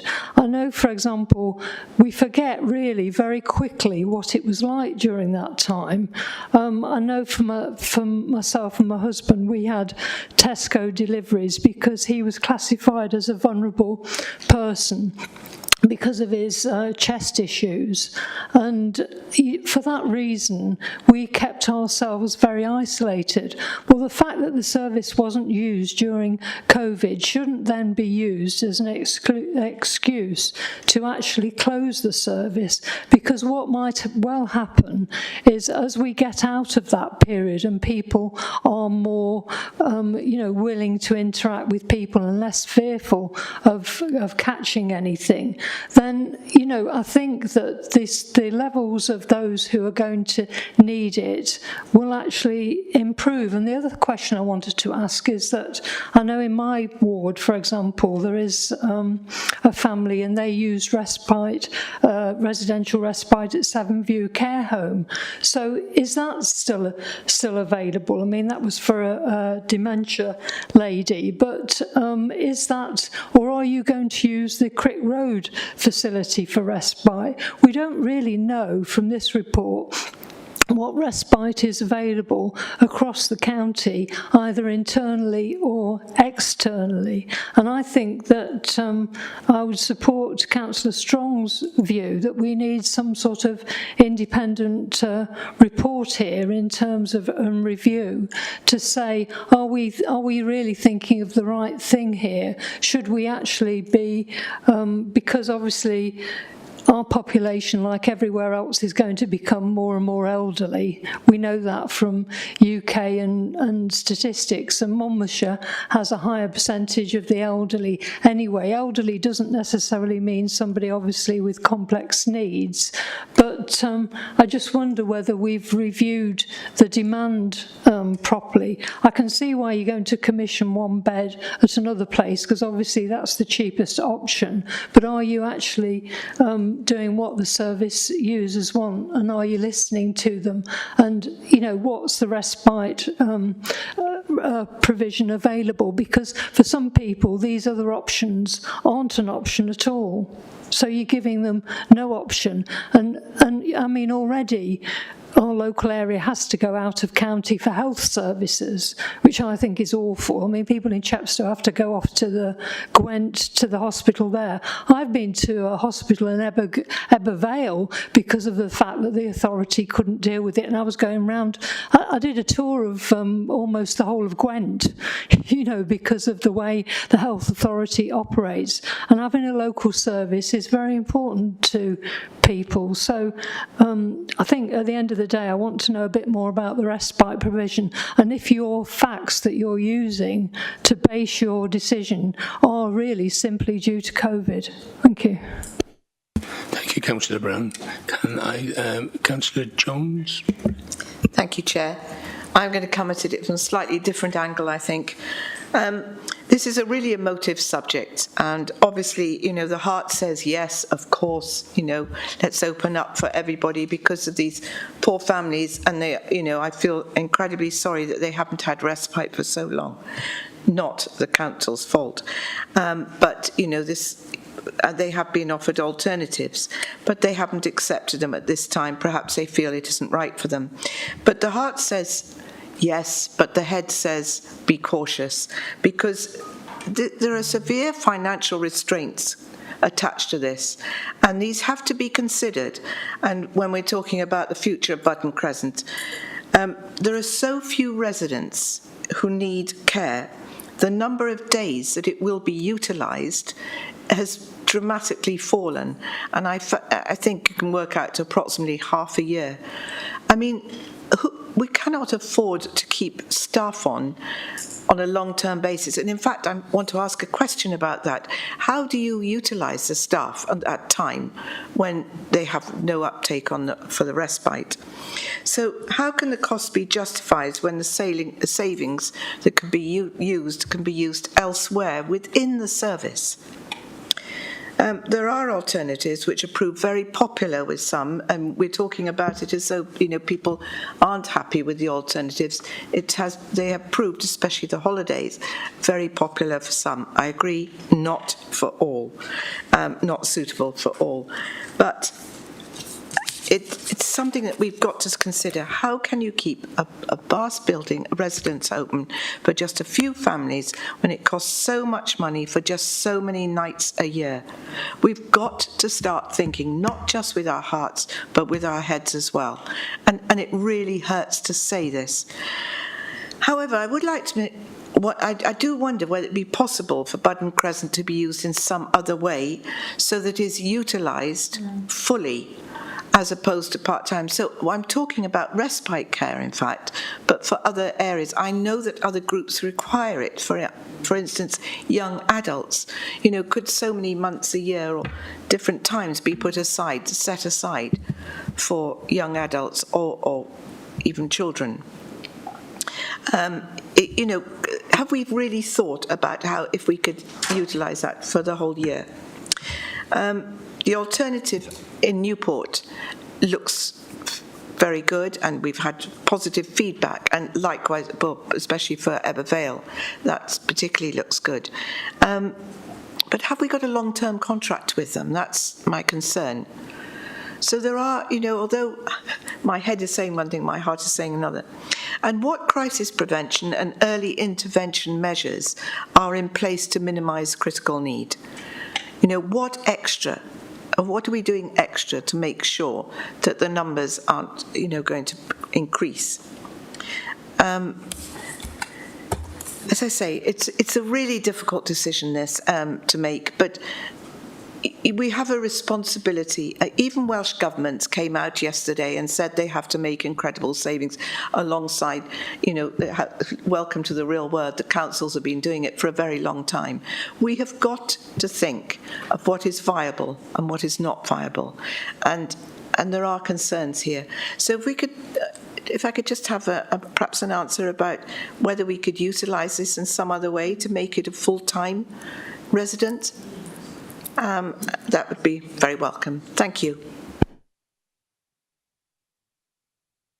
Okay, thank you, Councillor Jones. I'm just going to invite Councillor Riley, and then I'll ask you to go back with some returns. Okay. Thank you, Chair. Most people have touched on the sort of areas that I wanted to, but I just wanted to expand on some of them. I wanted to ask, is respite in the home ever respite? And I think the member of the public who sat at the front has already answered that, in that she would say not. I just wanted that to mention that.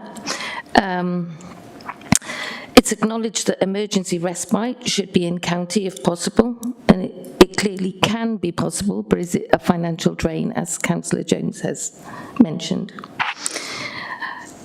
I don't believe, and I welcome you explaining to me that you can predict that in 12 years' time that increase of 54.5% won't have increased need, nor that, as hoped within the local development plan, that numbers won't have increased.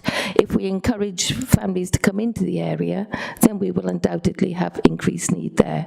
So the jump from 6 to 9, can you tell me, is that how accurate and how really, apart from that 54.5%, you can justify that figure? And I also wanted to know, as Councillor Strong said about the déjà vu, is there already a plan for that building that we don't know about?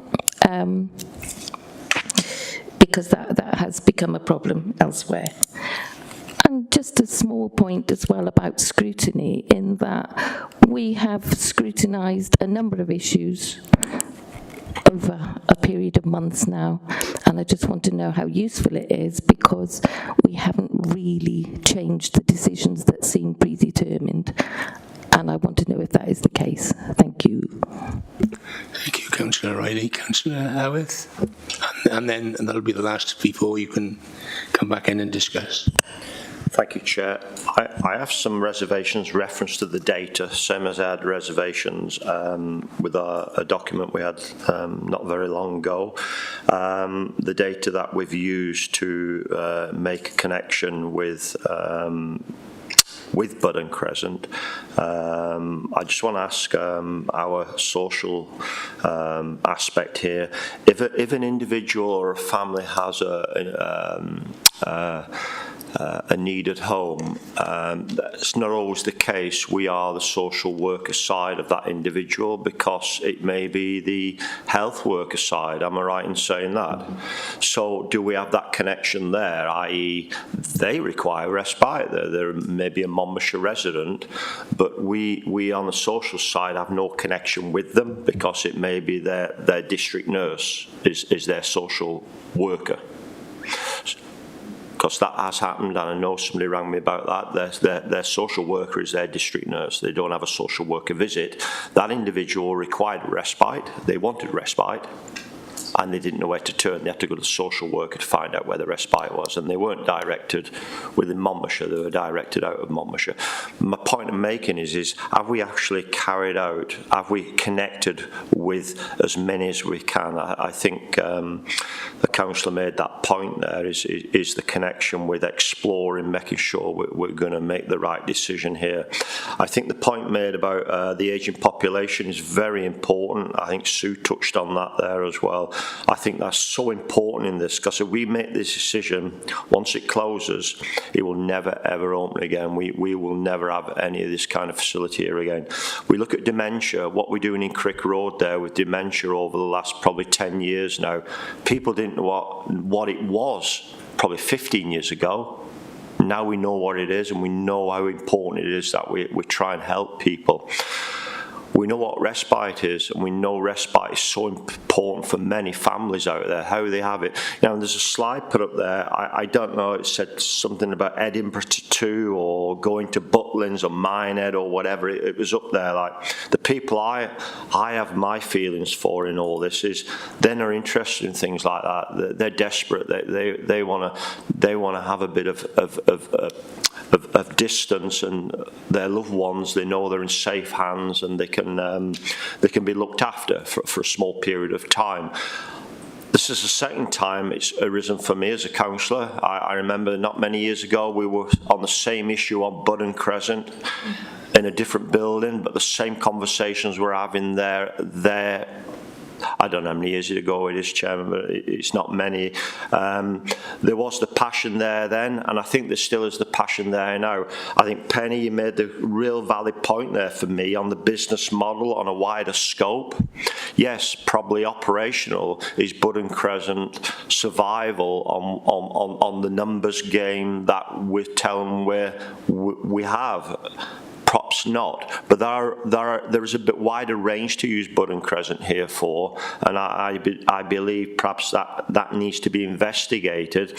And I'll go down the council's, the other councillor, the vice chairman's thoughts of perhaps we need to dig deeper into this and perhaps have an independent review on are we making the right decision here before we make this decision. I think that's so important for everyone, for whatever age you are in Monmouthshire who does require respite. I think that's so important as well. Thank you, Chairman.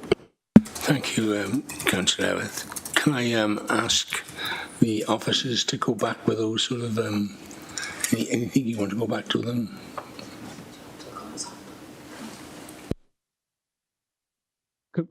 Maybe I come in first before I hand back over to Jane. Yes, please. Okay, Chair? Yes, please. Thank you, because I think it is important that we hear these views. I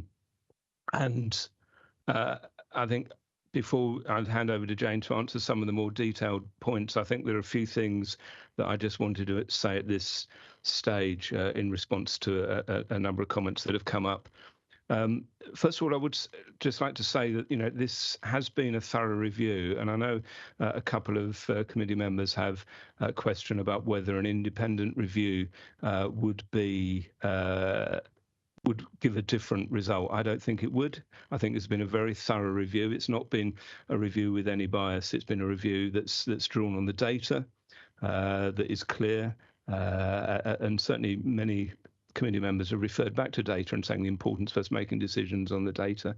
It's been clear, and it's been a good consultation. So I don't think there's anything benefit to be gained by just kicking the can down the road by calling in an independent review. The other point I want to make, there's no closure of service here. We're not removing the option of residential respite. It is clearly an important part of the respite offer. The respite services that we're offering is residential respite. All we're calling for, proposing here, is to change the way and the location in which we offer that residential respite option.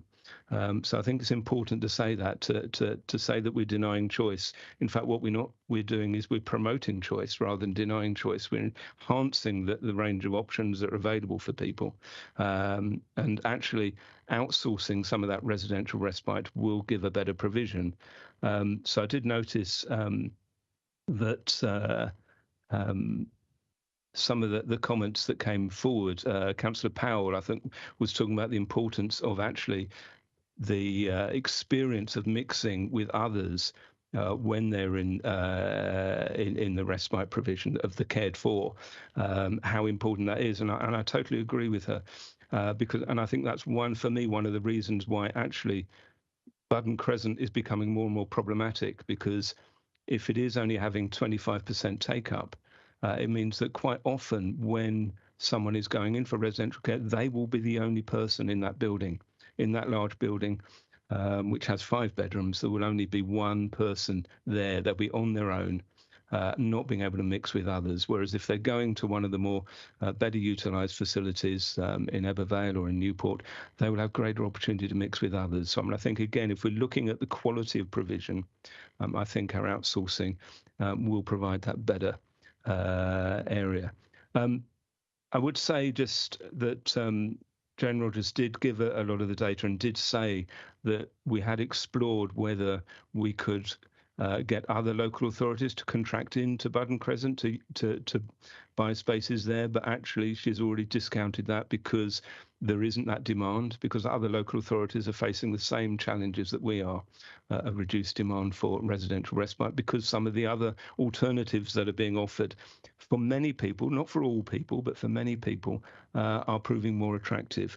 In answer to Councillor Howarth's comment about Butlins and things, I think he maybe misunderstood what that is. This is a respite option in terms of the person, the adult with a learning disability, is able to go on a supported holiday where other people are caring for them on that holiday. They're getting an enriching experience, and their family are then not having to take that responsibility for caring for them, so they're able to go off and do something else. They don't accompany them on the holiday. So I think Councillor Howarth's got the wrong end of the stick on that one. And I don't think there is any issue about people being shoehorned into particular options. It is about providing us with that choice.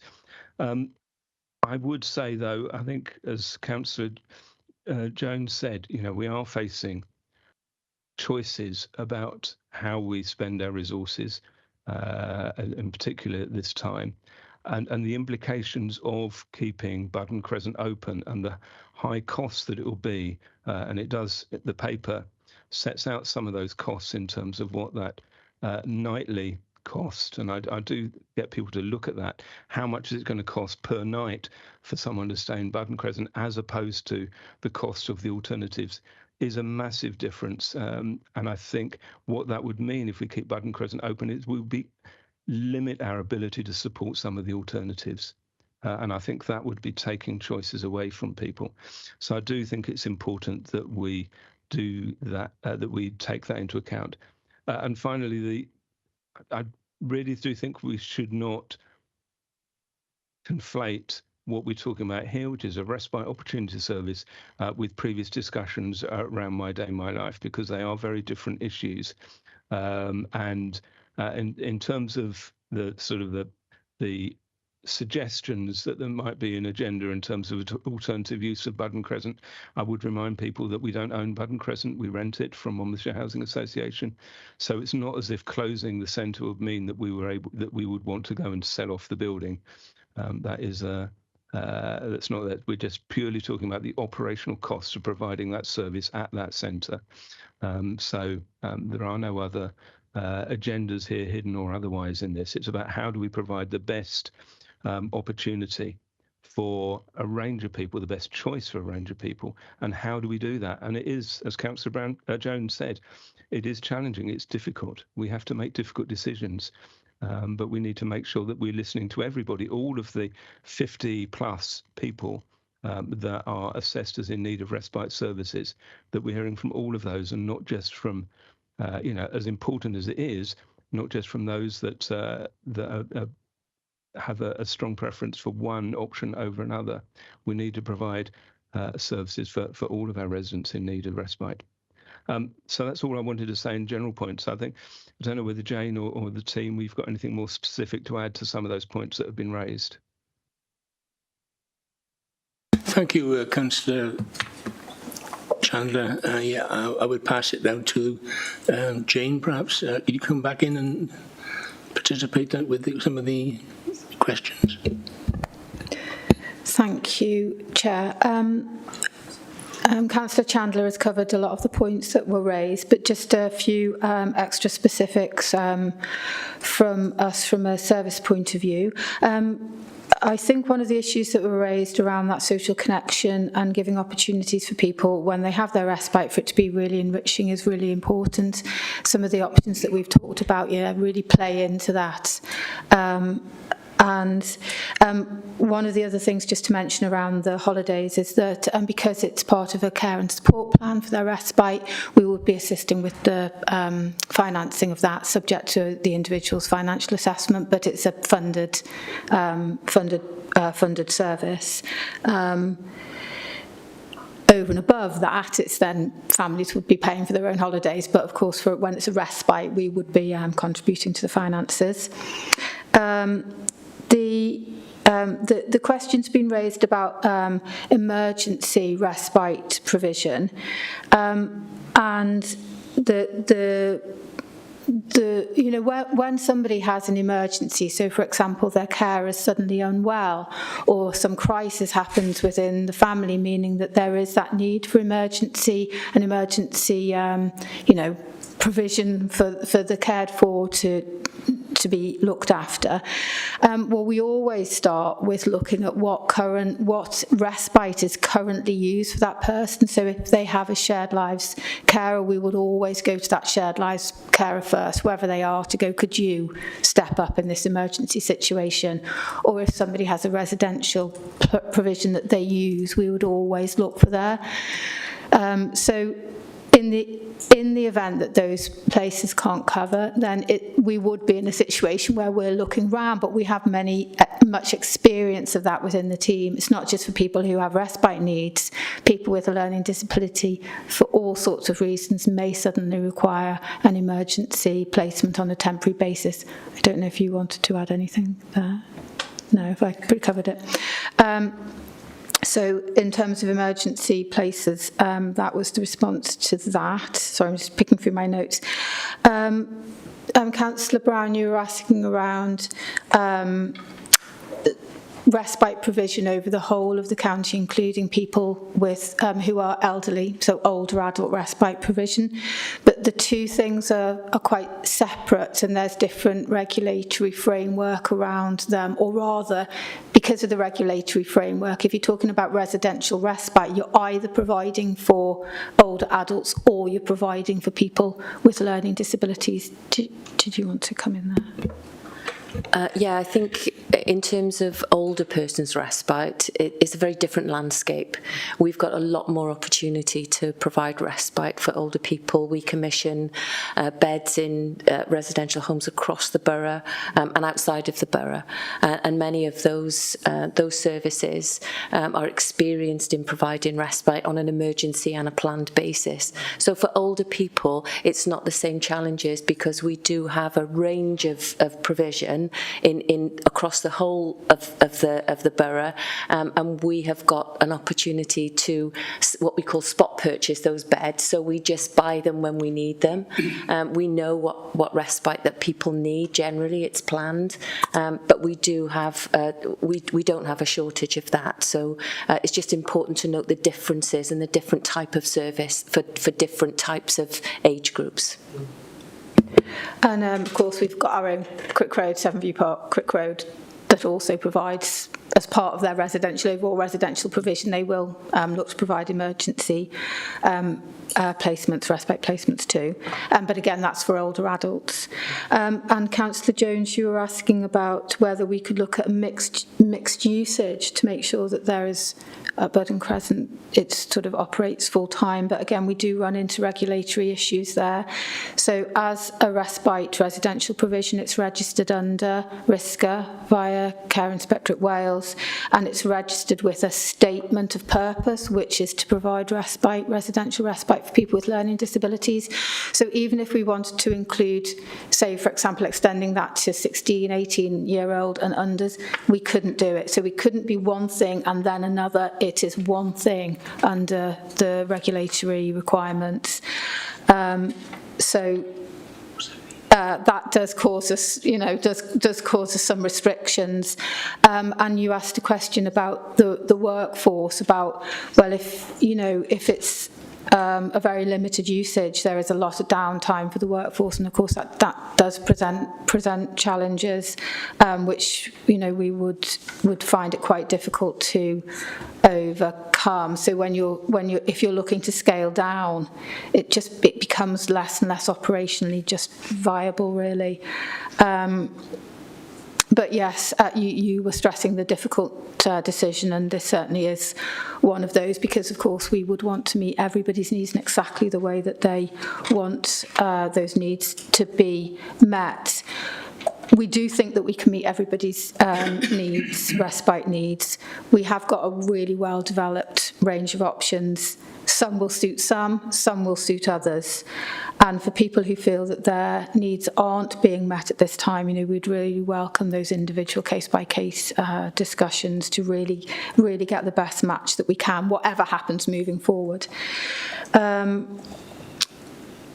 we covered everything? Sorry, do come in if I've missed stuff. I just wanted to pick up on Councillor Howarth's points. So the team has a caseload of over 200 people. All of those people will be known to the team or somebody within the team. They don't necessarily have a named worker. People have a named social worker if they're actively involved with them at a time.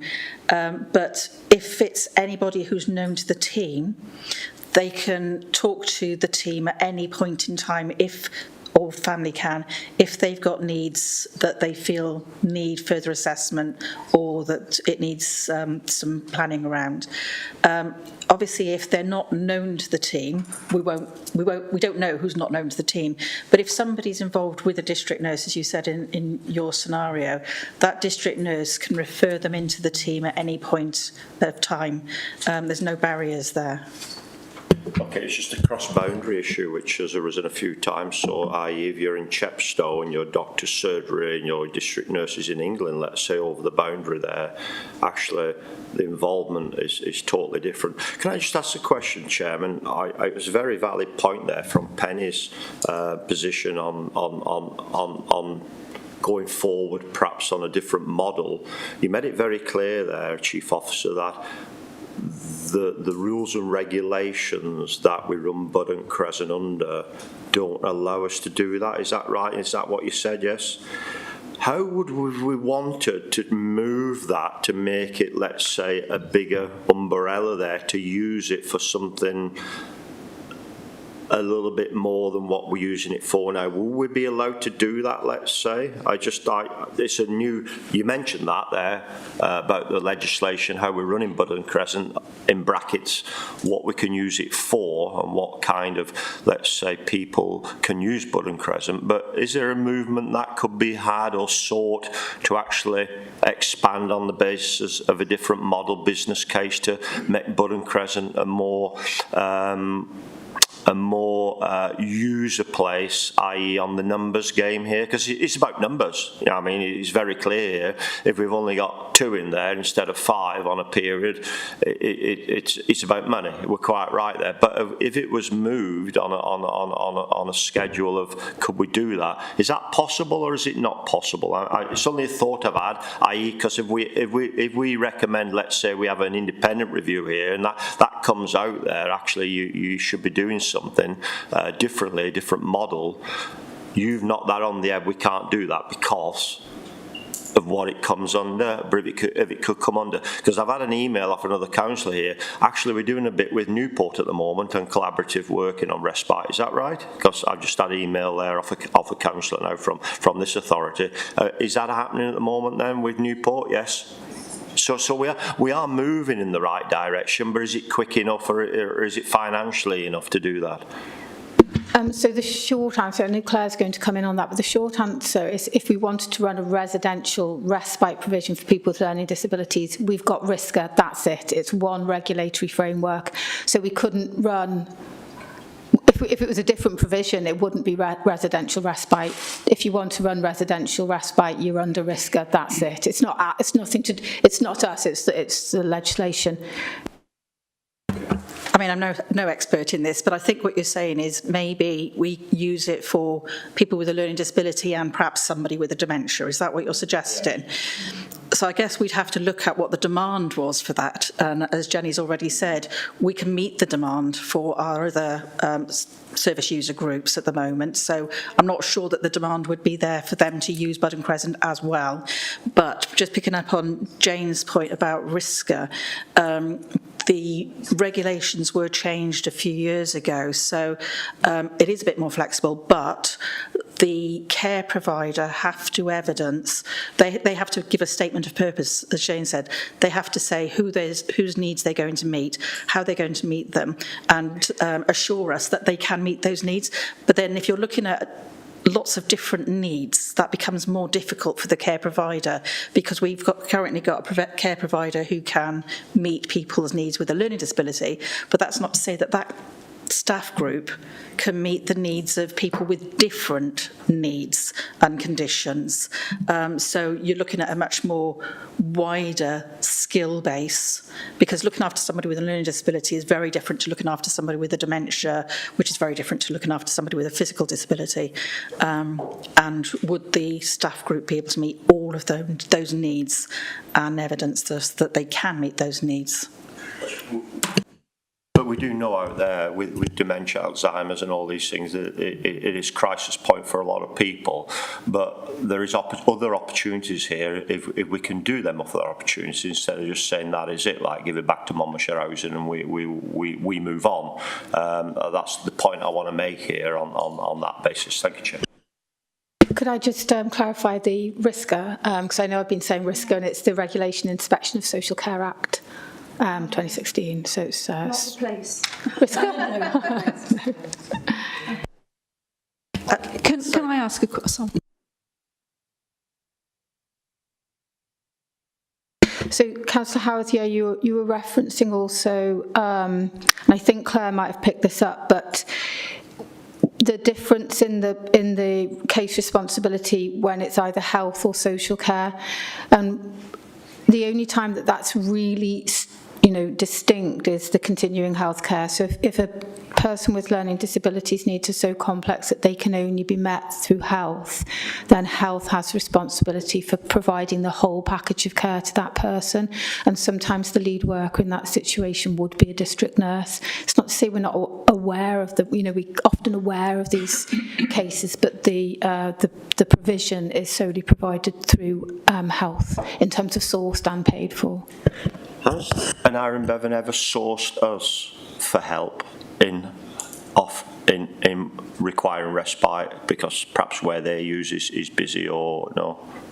Well, there certainly is flexibility in terms of, I don't know exactly for learning disability respite, but I know that, for example, if a care package from health requires home care, then we can deploy our home care there. Of course, we'd charge an Iron Bevan Health Board for that. So there is some sort of movement between health and social care. I had one other point to come back on. I'm so sorry. No, yeah. And I just wanted to reference yes, I know from my history in Monmouthshire County Council, not that I was involved at the time, but that there was this, 2011 was the time when these debates were aired first, and that was when we were starting to, my predecessors starting to want to sort of look at the respite offer in terms of developing choices, and there was quite a swell of feeling and the same conversations around Budden. And I suppose if we want to look back, this is almost like a continuum of now where we are, those other options much better developed, alternatives being in place, and and we are now where we are.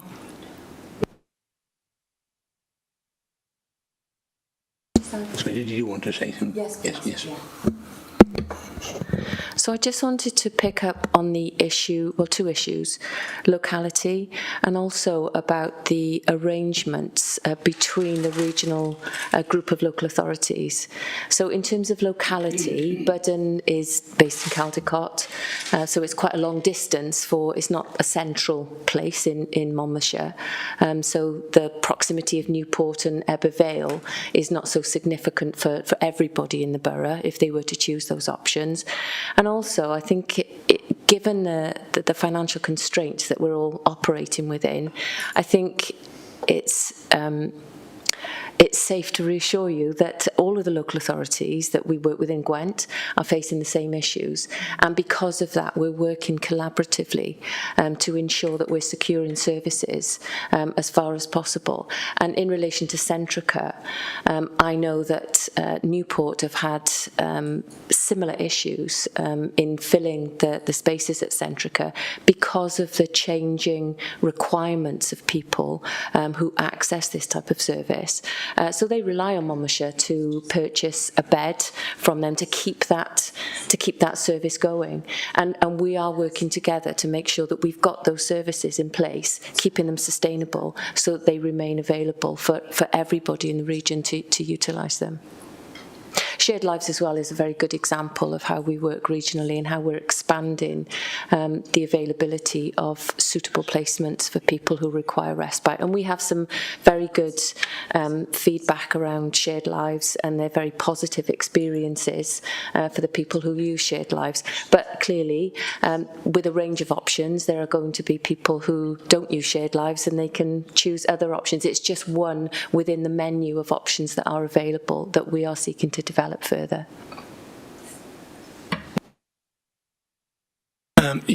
Councillor Brown, please. Yeah, just a quick one. Why aren't we collaborating so that Newport buys services off us and we keep Budden Crescent open? And the other thing is that if other areas are having reduced demand, then isn't there a risk that there won't be any provision available either? Because if, for example, Newport decide they're going to close Central Lodge or the Ebbw Vale one are going to get closed, then we'll be in a position of having nowhere to cover our internal need. Thank you. So I'll just pick that up. In terms of Newport purchasing beds from Budden, they've got their facility, and as I've said, they are already finding it quite difficult to fill all of their bed spaces. So the fact that Monmouthshire and Torvine as well are purchasing beds in Centrica is keeping that a vibrant service that's keeping them going, and they are looking to invest in that service. So in the short term, we know that is a safe service for us to partner with Newport. Thank you. Sorry, thank you, Chair. I just wanted to ask a quick question. We've gone around the sort of regulations and RISCA. Well, I didn't know it was called RISCA. How does regulation of a residential service differ from a day service? Is there any crossover? General question, just, you know. I mean, I'm not a RISCA expert, Councillor Strong, but day services don't require regulation in the same way as a residential service does. There are strange things within regulatory frameworks, and that's just one of those facts. So if you're providing a residential service where personal care is involved, so different from supported accommodation, you're under RISCA. Domiciliary care, home care services are regulated under RISCA, but a day centre, a day service isn't. Okay. Chair, could I just have a quick... Yes, come in, Councillor Riley. I'm just getting a little bit confused over certain, and I may be conflating two things here, but we are desperate to build in Monmouthshire because at the moment anybody homeless is likely to have to go out of county because it's cheaper. So if Newport is looking to invest, why aren't we? Because, like you said, we may have to buy in services from them because they are looking to invest. Why aren't we looking to invest? I'm just getting a little bit confused between those two things. Well, I think Newport are not planning to close their service, and they are managing to keep, they're not planning to close it, they are continuing to develop their service. I think it's been laid out in the report, the issues that Monmouthshire have had with Budden Crescent, in terms of the ongoing viability of it. So have we, I may have missed it, have we had the figures of what buying in a service from Newport costs in comparison to running a half-empty Budden Crescent? Yes. Oh, sorry, I must have missed that. Yes, we have. The figures are in the report. Okay. So the weekly cost for Centrica is around £1,000, and the cost for Budden, I'm sorry, I can't remember the exact figures, but I think on the 25% basis, it's going to cost around £10,000 a week. So that £1,000 is per person per week? great. Yes. Thank you. And in terms of residential respite, that's a very reasonable cost compared to the market charges. Just come in here because it's in section 12 of the report. So, as Jenny says, buying from Centrica is £1,108 per week, approximately. But even if Budden Crescent was 100% occupancy, it would still be costing us £3,603 a week. And 25% average occupancy, so we're talking about £12,000 to £14,000 a week as the average cost. So we're talking about 10 times the cost of putting placing somebody in Centrica Lodge. That's the type of figure we're talking about here.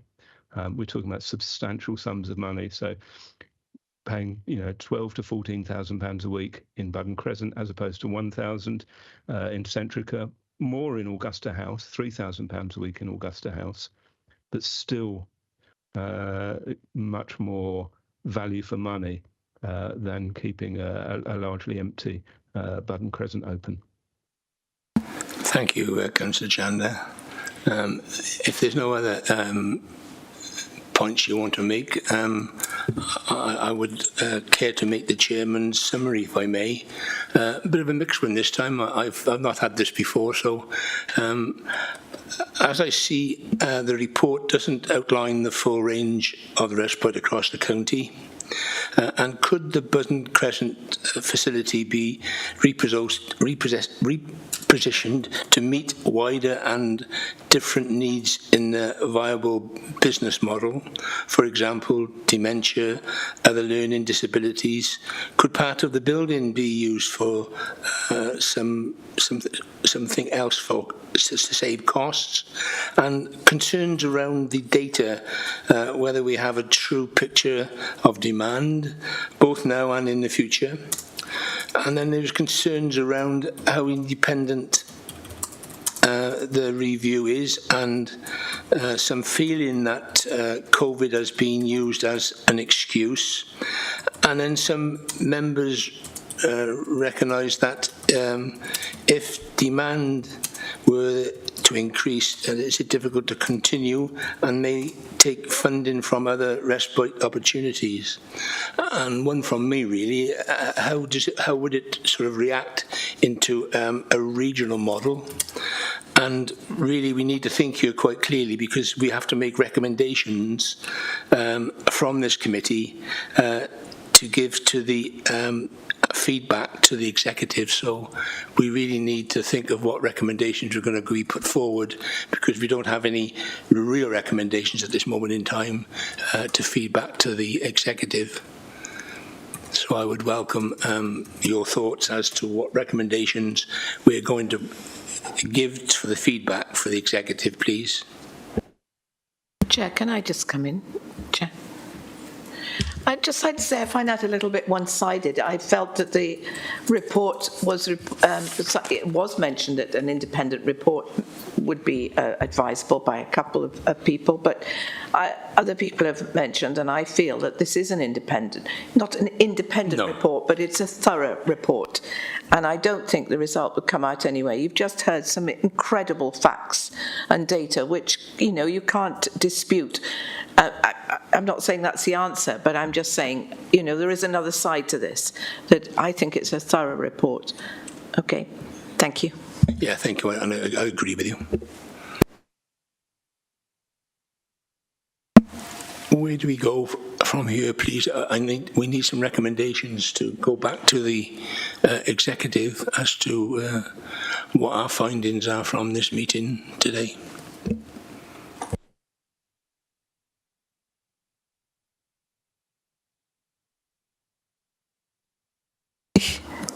Me again, sorry. It does say that, we consider the findings, which I think we've done, and the review recommendations, feedback received, which you've got, and offers view to the executive. I could say here that that's really not much of a recommendation, and really executive have got to make the final choice. But, I think the only recommendation you can actually say is that it's perhaps a split view, but we are aware of the two sides.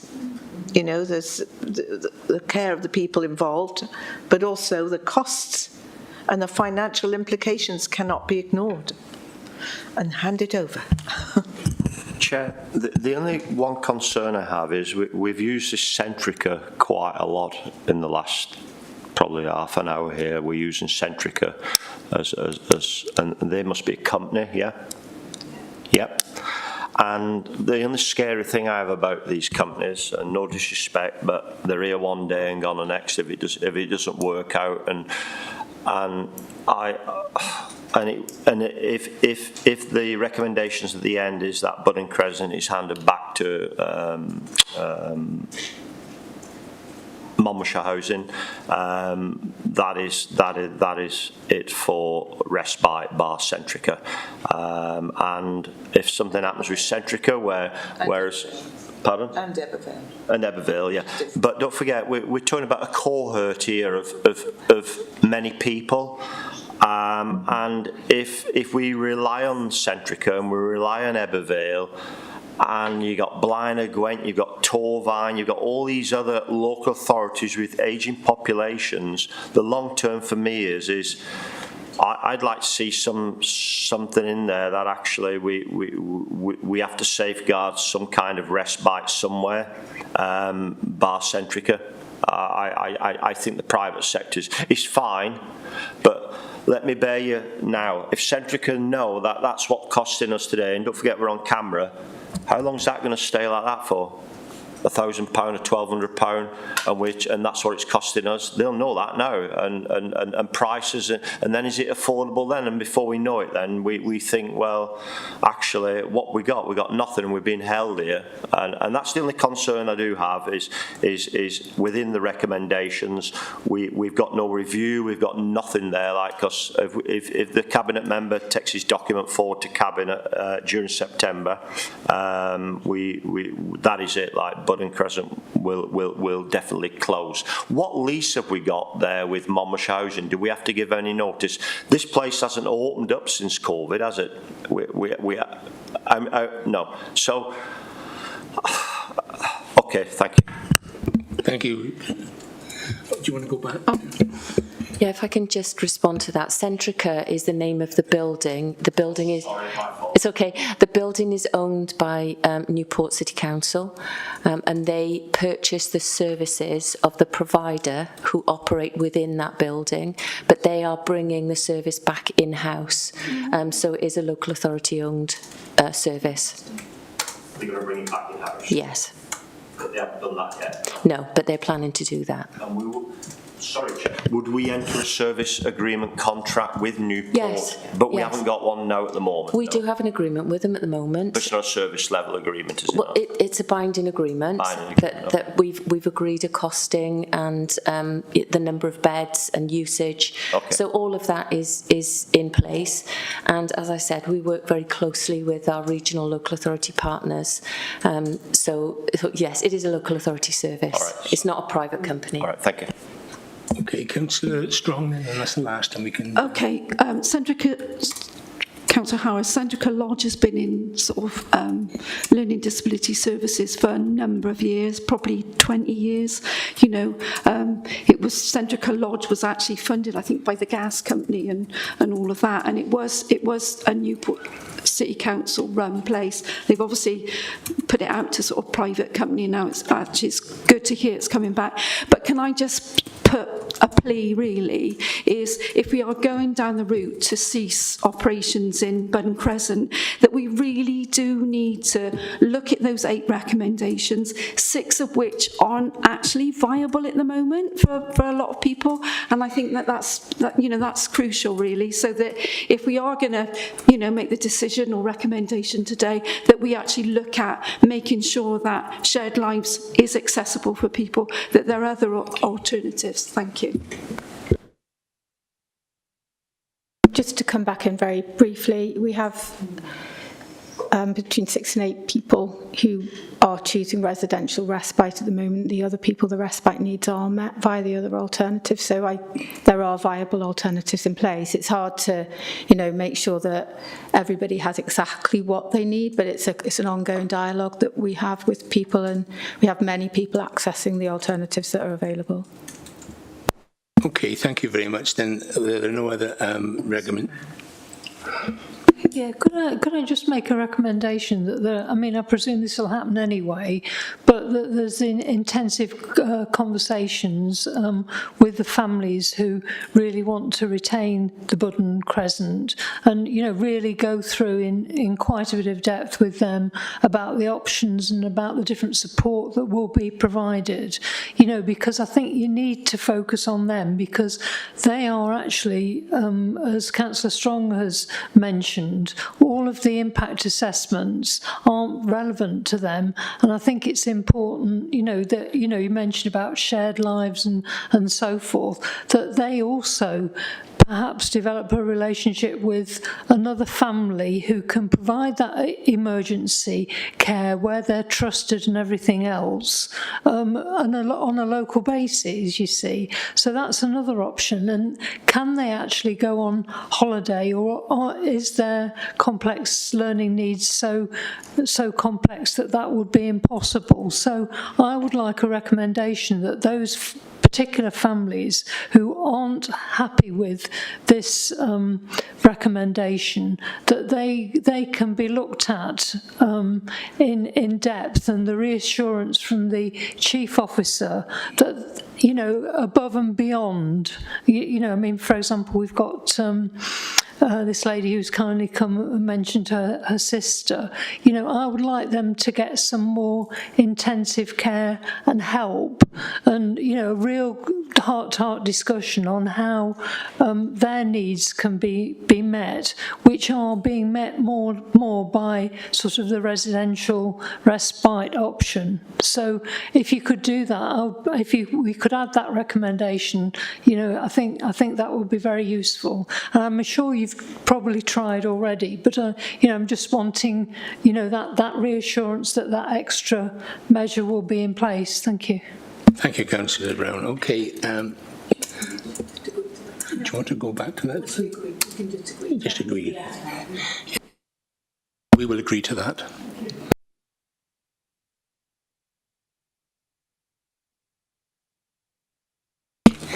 Patience today and with the process. Particularly thank Viv Stambrook for your contribution, very much appreciated, and we will listen, certainly give us a lot of help and consideration. And thank you to the Cabinet member and officers for your input. We hope that the committee deliberations and hearing the public voice through the scrutiny process will be helpful to you in your future decision making. And all we need to do now is to confirm the date of the next meeting, which is the 5th of October. And I wish to close the meeting and say goodbye and thank you once again for all your considerations and your help. Thank you, Chair.